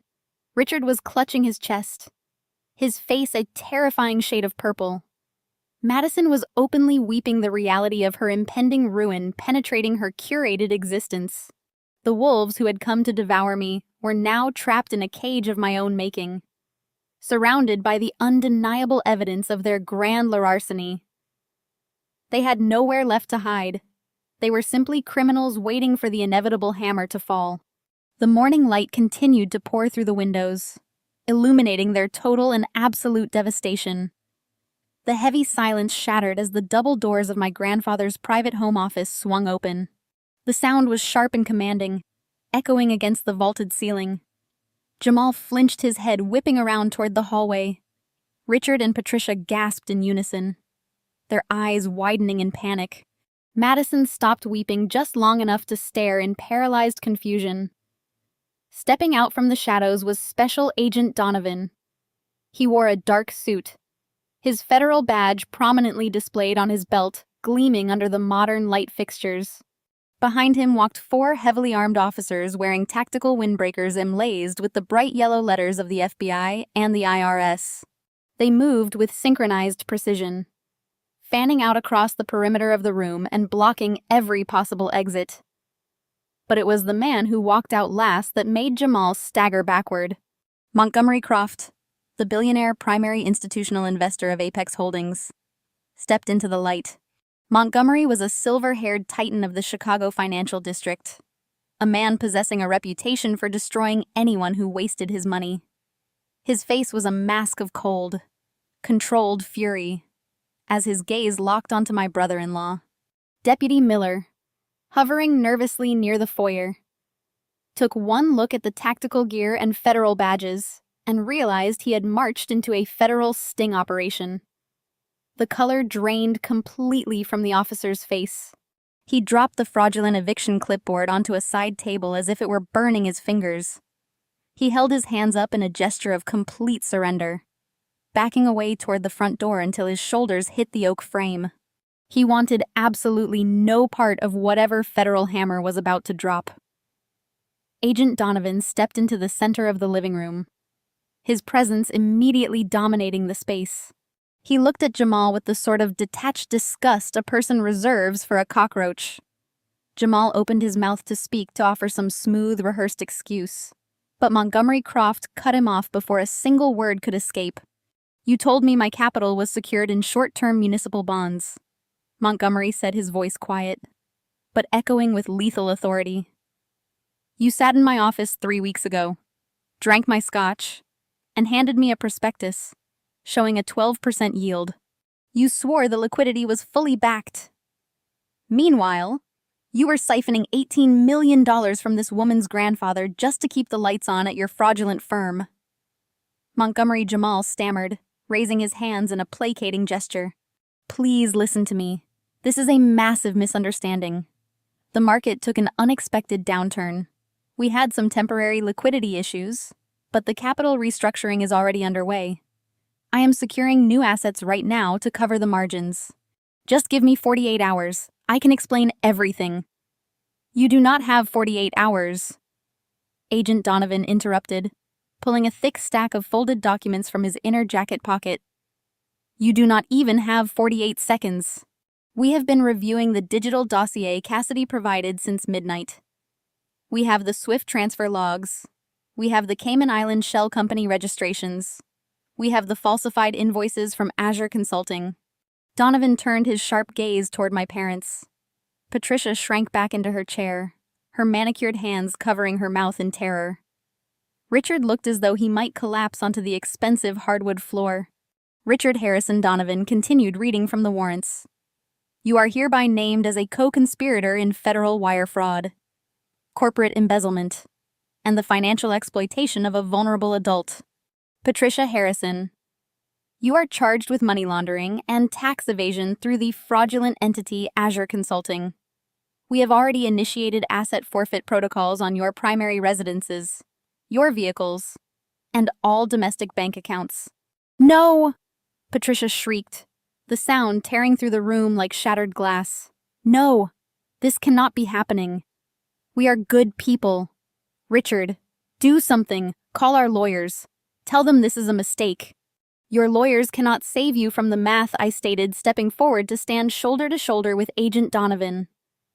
I told you yesterday that you were not going to see a single cent of this estate. I warned you not to push me. You chose to ignore every warning. You thought you could use a fake eviction notice to throw me onto the street. You thought you could destroy my professional reputation to silence me. You bet your freedom on the assumption that I was weak. Madison scrambled up from the floor, her luxury handbag tumbling over and spilling its contents across the rug. She rushed toward me, tears streaming down her face, her hands clasped together in desperate supplication. Cassie, please, she begged, her voice high and frantic. I did not know. I swear I had no idea where the money was coming from. Jamal told me his business was booming. He told me he was a genius. You have to tell them I had nothing to do with the corporate transfers. I am your sister. You cannot let them take me to jail, Madison Donovan said, shutting down her hysterical performance instantly. We have wire transfers directly linking the stolen pension funds to your personal checking account. We have invoices for the public relations firm you hired to artificially inflate your social media following. Ignorance is not a valid legal defense when you are actively spending embezzled federal funds. You will have time to explain your spending habits to the grand jury. The federal agents moved forward in unison, retrieving metal handcuffs from their belts. The sound of the ratcheting metal filled the living room, a mechanical symphony of justice finally being served. Jamal tried to step backward, looking wildly around the room for an escape route that did not exist. The front doors were blocked. The federal agents had the perimeter secured. His polished, arrogant empire had evaporated in less than 5 minutes, leaving him exposed to the harsh, unforgiving light of reality. 2 federal agents moved swiftly, closing the distance before Jamal could even formulate a thought of resisting. They grabbed his arms, spinning him around and slamming him face first against the polished glass of the coffee table. The fraudulent eviction notice fluttered to the floor, trampled beneath their tactical boots. Agent Donovan stepped forward, his voice a relentless baritone that commanded the room. Jamal Washington, you are under federal arrest for wire fraud, securities fraud, and money laundering. You have the right to remain silent. Anything you say can and will be used against you in a court of law. Montgomery Croft stepped closer, leaning down so his face was inches from Jamal, who was pressing his cheek against the cold glass. You arrogant fool. Montgomery whispered, his tone laced with absolute venom. You thought you could use this tragedy to patch the gaping holes in your fund. I am going to ensure every single asset you possess is liquidated. You will spend the rest of your miserable life in a federal penitentiary, and when you finally get out, you will not have a dime to your name. Jamal thrashed against the agents, his custom suit tearing at the shoulder seam. Richard, he screamed, turning his head to look at my father. Tell them you authorized the transfers. You signed the corporate resolutions. You told me the company pension was fair game. Do not let them put all of this on me. The agents hauled Jamal to his feet, securing the handcuffs tightly behind his back. Donovan turned his attention to my parents.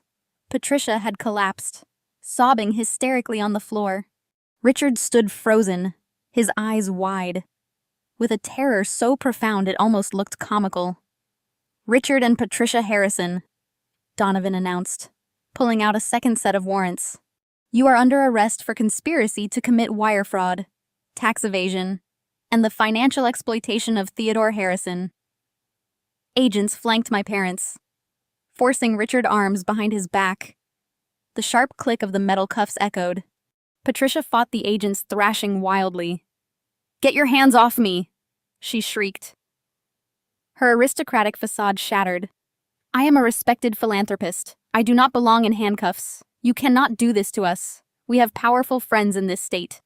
Your powerful friends are ignoring your phone calls, Donovan replied coldly.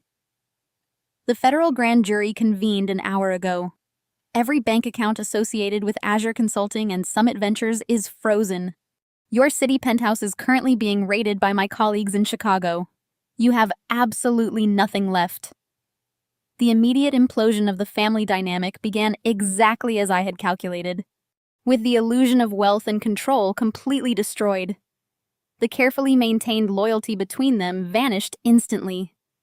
They were like rats trapped in a sinking ship, desperately trying to climb over each other to survive. Richard, his face pressed against the shoulder of a federal agent, turned his furious gaze toward Jamal.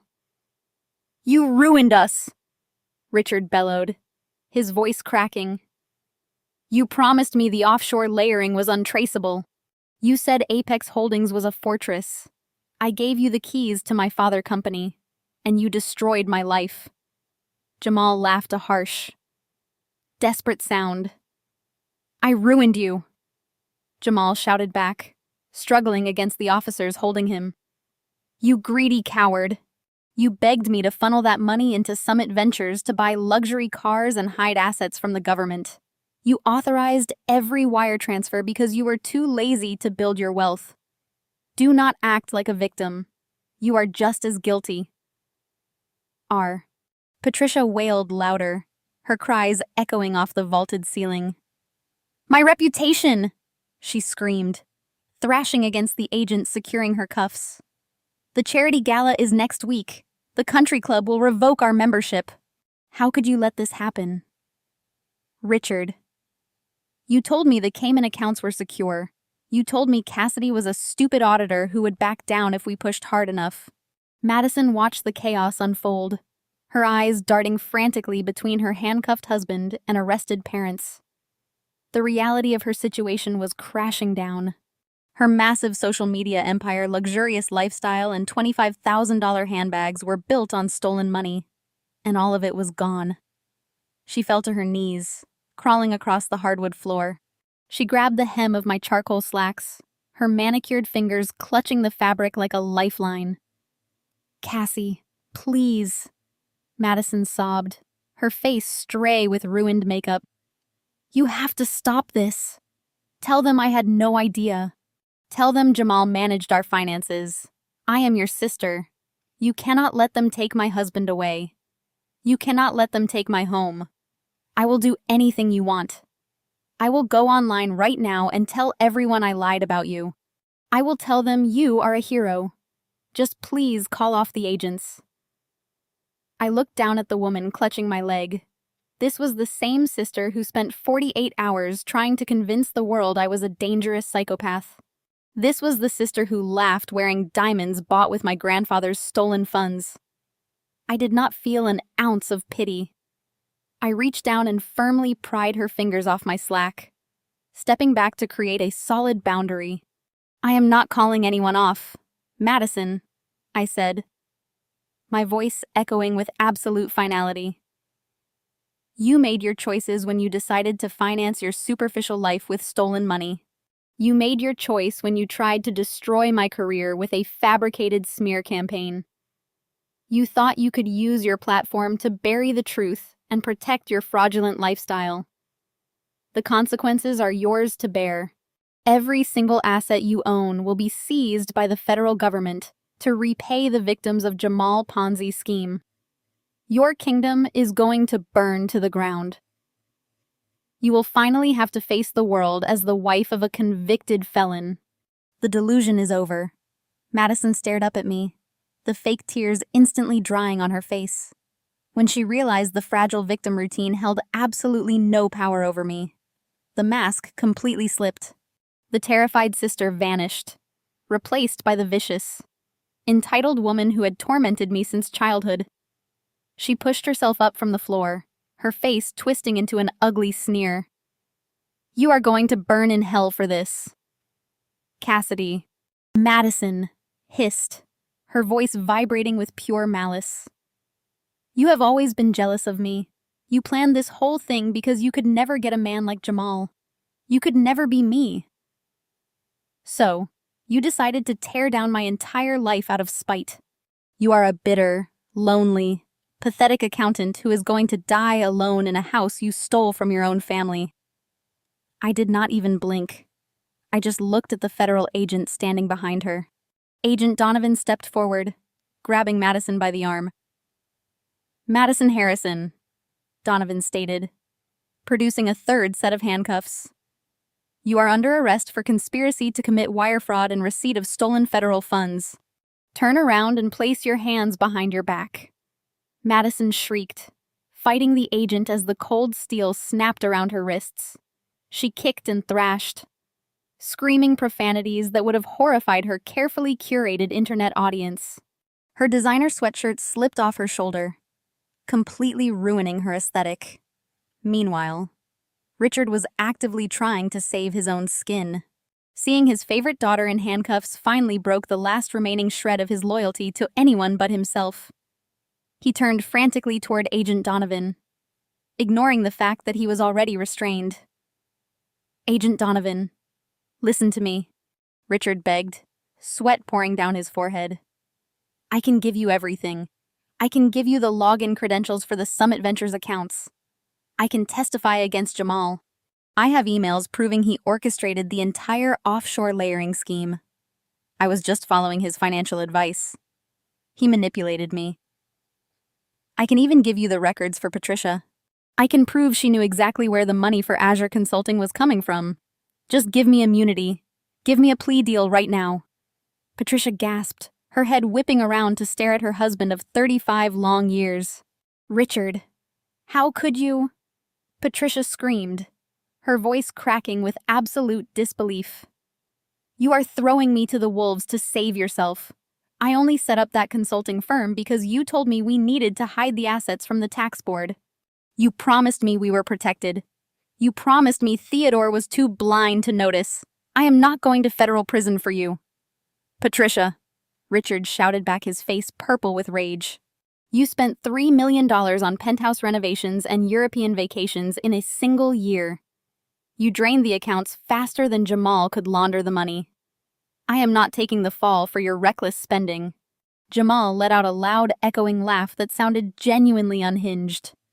He was leaning against the glass coffee table, handcuffed and completely defeated. But he could not resist dragging his father-in-law down into the mud with him. "You want to talk about reckless spending?"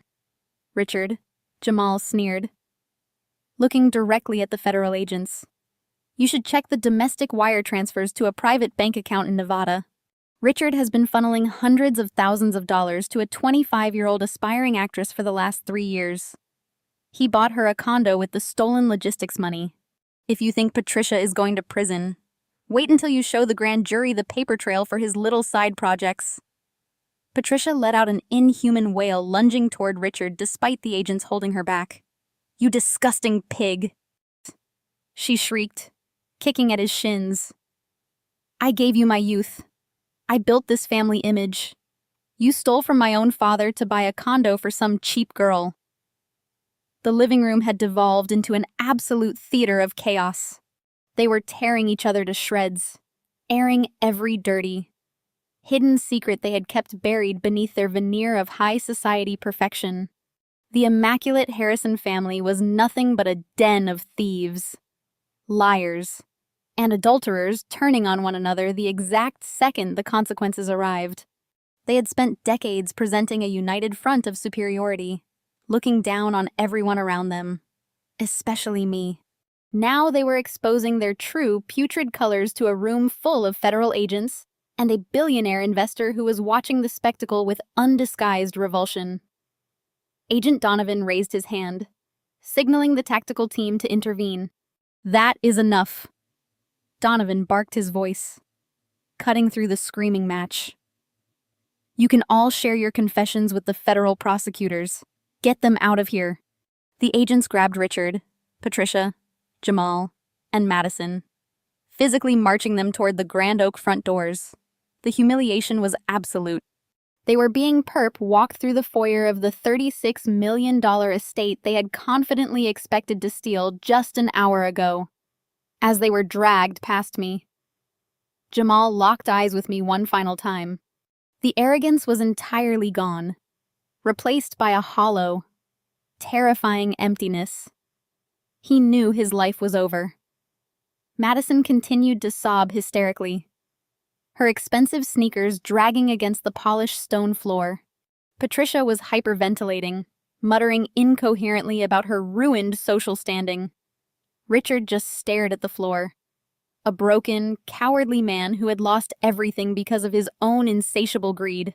I followed them to the front doors, standing on the threshold as the agents marched them out into the crisp mountain air. The local Deputy Miller was standing near his cruiser, looking visibly sick to his stomach as he watched the federal arrests unfold. The two men in the moving truck had wisely remained inside their cab, staring wide-eyed at the tactical gear and the heavy, cold steel handcuffs. The driver of the white moving truck slowly reached out and rolled up his window, wanting absolutely nothing to do with the federal raid unfolding on the gravel driveway. Agent Donovan signaled his tactical team, and they began loading my handcuffed family members into the back of the black federal sport utility vehicles. Patricia was shoved into the back seat of the lead vehicle, her head bowed to avoid the harsh morning sun. Her expensive designer dress rumpled and stained with the dirt from the hardwood floor. Richard followed, practically tripping over his own feet, refusing to make eye contact with anyone. He looked like a deflated balloon, all his bluster and false authority entirely gone. Madison was placed in the second vehicle, still loudly demanding a lawyer and insisting that her thousands of internet followers would expose this grave injustice. Her protests were abruptly silenced when the heavy, reinforced door slammed shut. Jamal was escorted to the final vehicle by two burly agents. Before they pushed his head down to clear the doorframe, he turned his neck and looked back at me. Standing on the stone porch, the mask of the brilliant Wall Street mastermind was completely gone. In its place was just a terrified, broken man who had gambled with other people's lives and finally hit a losing streak. I did not smile. I did not wave goodbye. I simply maintained his gaze until he broke it, looking down at the gravel in total defeat. He ducked into the vehicle, and the door was secured. Deputy Miller hurriedly approached Agent Donovan, offering a nervous salute and profusely apologizing for his involvement. Donovan dismissed the local officer with a curt nod, advising him to choose his friends more carefully in the future. The deputy practically sprinted back to his cruiser, throwing it into reverse and speeding down the mountain road as if the devil himself were chasing him. The moving truck quickly followed suit, executing a clumsy multi-point turn and fleeing the scene without looking back. Montgomery Croft walked over to me, extending a firm, calloused hand. He thanked me for my forensic work, promising that Jamal would face the absolute maximum penalty the law allowed. He then climbed into his waiting private car and departed. Agent Donovan gave me a final reassuring nod before joining his team. The federal convoy slowly rolled down the driveway, the tires crunching against the gravel, taking the toxic remnants of my family away. I stood alone on the porch of the $36 million estate. The morning air was crisp, clean, and smelled of pine needles. The absolute silence that settled over the property was no longer heavy or oppressive. It was the beautiful, resonant silence of peace. I walked back inside, closed the heavy oak doors, and locked them securely. The federal justice system moves with terrifying speed when presented with an airtight, mathematically proven dossier of massive wire fraud. Within 48 hours of the arrests at Lake Tahoe, the United States Attorney Office in Chicago unsealed the grand jury indictments. The fallout was swift, brutal, and entirely public. Apex Holdings collapsed overnight. The moment Montgomery Croft withdrew his institutional backing and the Securities and Exchange Commission announced the freezing of all corporate assets, the illusion of Jamal hedge fund evaporated. The offices were raided, the remaining employees were locked out, and the federal receivers stepped in to liquidate whatever scraps of capital remained. Jamal was denied bail, deemed an extreme flight risk due to his extensive offshore connections in the Cayman Islands and the Bahamas. He was remanded to a federal detention center, trading his bespoke Italian suits for a standard-issue orange jumpsuit. Without his wealth to shield him, he quickly turned on everyone, offering up Richard and Patricia on a silver platter in a desperate, futile attempt to reduce his own impending sentence. But the prosecutors did not need his cooperation. My forensic mapping had already proven the conspiracy beyond a shadow of a doubt. The devastation of my parents was absolute. The federal government initiated immediate civil asset forfeit on every property tied to Azure Consulting and Summit Ventures. Richard and Patricia were given exactly 24 hours to vacate their luxurious downtown Chicago penthouse. They walked out with only the clothes on their backs and 2 small suitcases by local news reporters and paparazzi who had caught wind of the massive embezzlement scandal. The prestigious country club they had ruthlessly used to climb the social ladder immediately revoked their membership, releasing a public statement condemning their actions. Richard's humiliation was compounded when the federal agents officially seized the Nevada condominium he had purchased for his 25-year-old mistress. The subsequent court filings made the affair a matter of public record, entirely destroying the last fragile threads of his marriage to Patricia. With all their domestic and international bank accounts completely frozen, they were forced to move into a cramped, noisy one-bedroom apartment on the outskirts of the city, violently blaming each other for their downfall every single day. Madison faced a uniquely modern ruin. The moment the federal charges went public, her meticulously curated online empire crumbled to dust. Her millions of followers abandoned her in droves, replacing the adoring comments with relentless mockery and outrage. Every major brand she had partnered with immediately terminated their contracts, invoking the morality clauses she had carelessly signed. The $25,000 luxury handbag she had flaunted at the lake house was confiscated as evidence of stolen federal funds. Facing massive legal bills and the absolute seizure of her marital assets, Madison was forced to sell off her remaining designer shoes and jewelry to secondhand consignment shops just to afford a low-tier defense attorney. She filed for divorce from Jamal less than a month after the arrest, attempting to rebrand herself as a naive victim of his financial abuse. But the internet is unforgiving, and the prosecutors possessed the wire transfers proving she knowingly spent the stolen employee pension funds. She was facing up to 5 years in federal prison, and no amount of crying on camera could save her from the reality she had built. The federal trial was a media spectacle that stripped away the final remnants of the Harrison family facade. Jamal's arrogance persisted until the prosecution presented the encrypted ledgers on the courtroom monitors. Watching his digital fingerprints trace the stolen millions into his offshore accounts finally broke him. The judge showed zero leniency for a man who preyed upon an elderly family member and defrauded investors. Jamal was sentenced to 15 years in a maximum security federal penitentiary without the possibility of early parole. He was ordered to pay full restitution, guaranteeing his wages would be garnished for the rest of his natural life. When the bailiff led him away in handcuffs, he did not look back.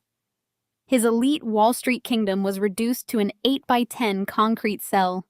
Richard and Patricia fared no better in the court of public opinion or the eyes of the law. To avoid prison time, they were forced to accept a grueling plea deal that required them to surrender every single asset they owned. The day they were officially evicted from their sprawling downtown Chicago penthouse was captured by local news helicopters. Patricia tried to hide her face behind a cheap scarf as movers hauled away the few boxes of personal items the government allowed them to keep. They moved into a dilapidated one-bedroom apartment on the industrial outskirts of the city. Their former high society friends treated them like a contagious disease, refusing to return their calls or acknowledge their existence. Richard took a minimum wage job as a night shift toll booth operator just to keep the lights on, while Patricia spent her days bitterly staring at the peeling wallpaper, mourning the luxurious life she had thrown away out of sheer greed.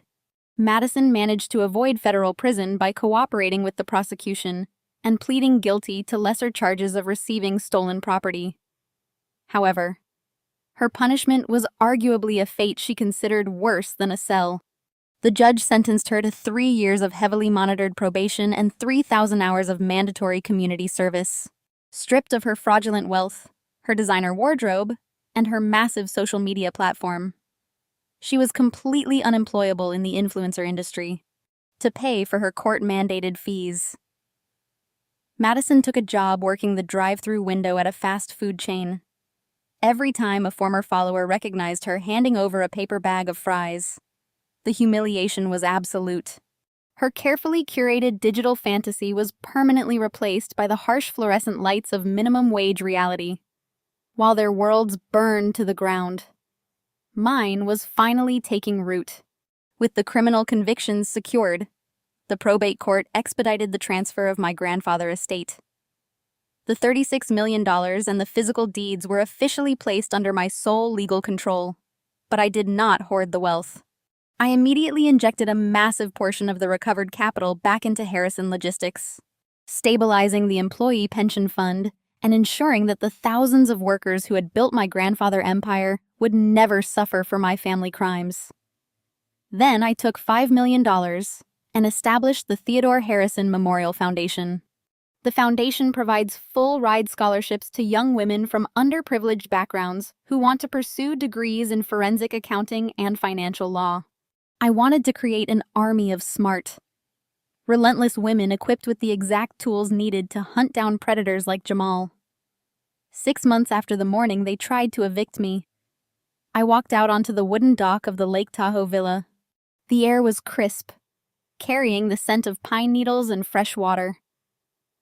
I carried a hot cup of black coffee and a copy of my grandfather's favorite novel.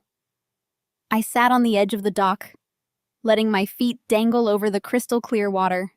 The sprawling house behind me was no longer a crime scene or a battleground. It was a sanctuary. The silence was no longer heavy with unspoken tension or the looming threat of emotional abuse. It was peaceful. It was the sound of complete and total freedom. I took a sip of my coffee, watching the morning sun illuminate the mountain peaks, feeling a profound sense of gratitude for the journey that had brought me here. Sometimes the most dangerous people in your life are the ones who share your last name.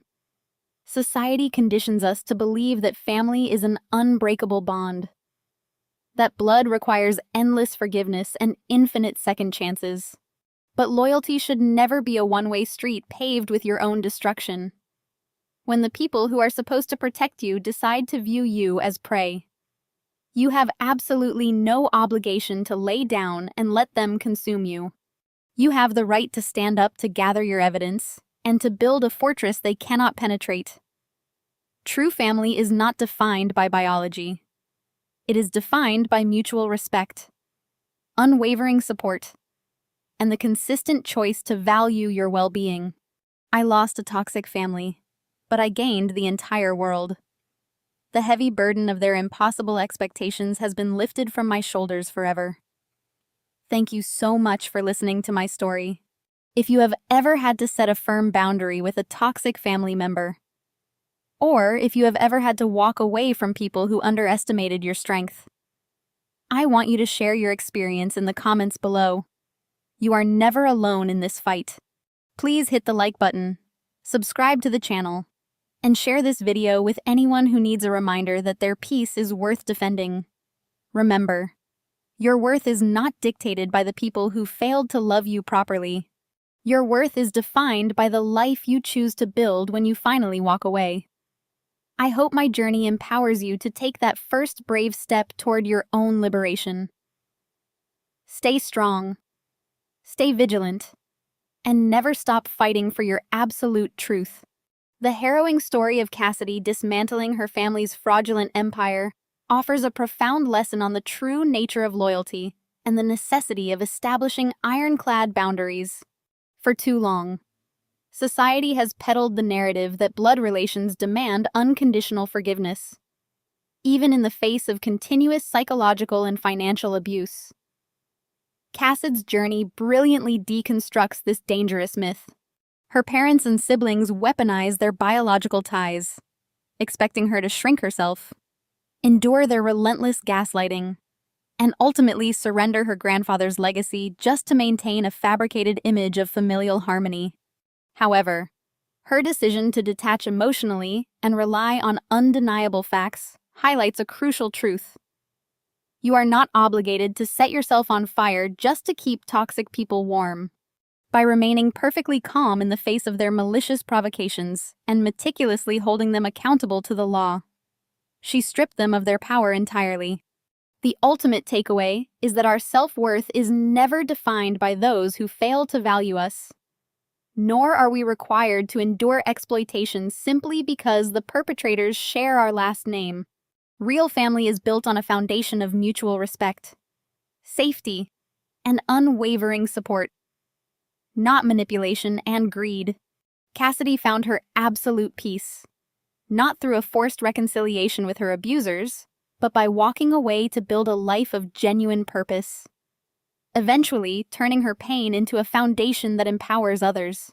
We must all learn to recognize when a relationship has become a one-way street of destruction, and find the courage to firmly close the door.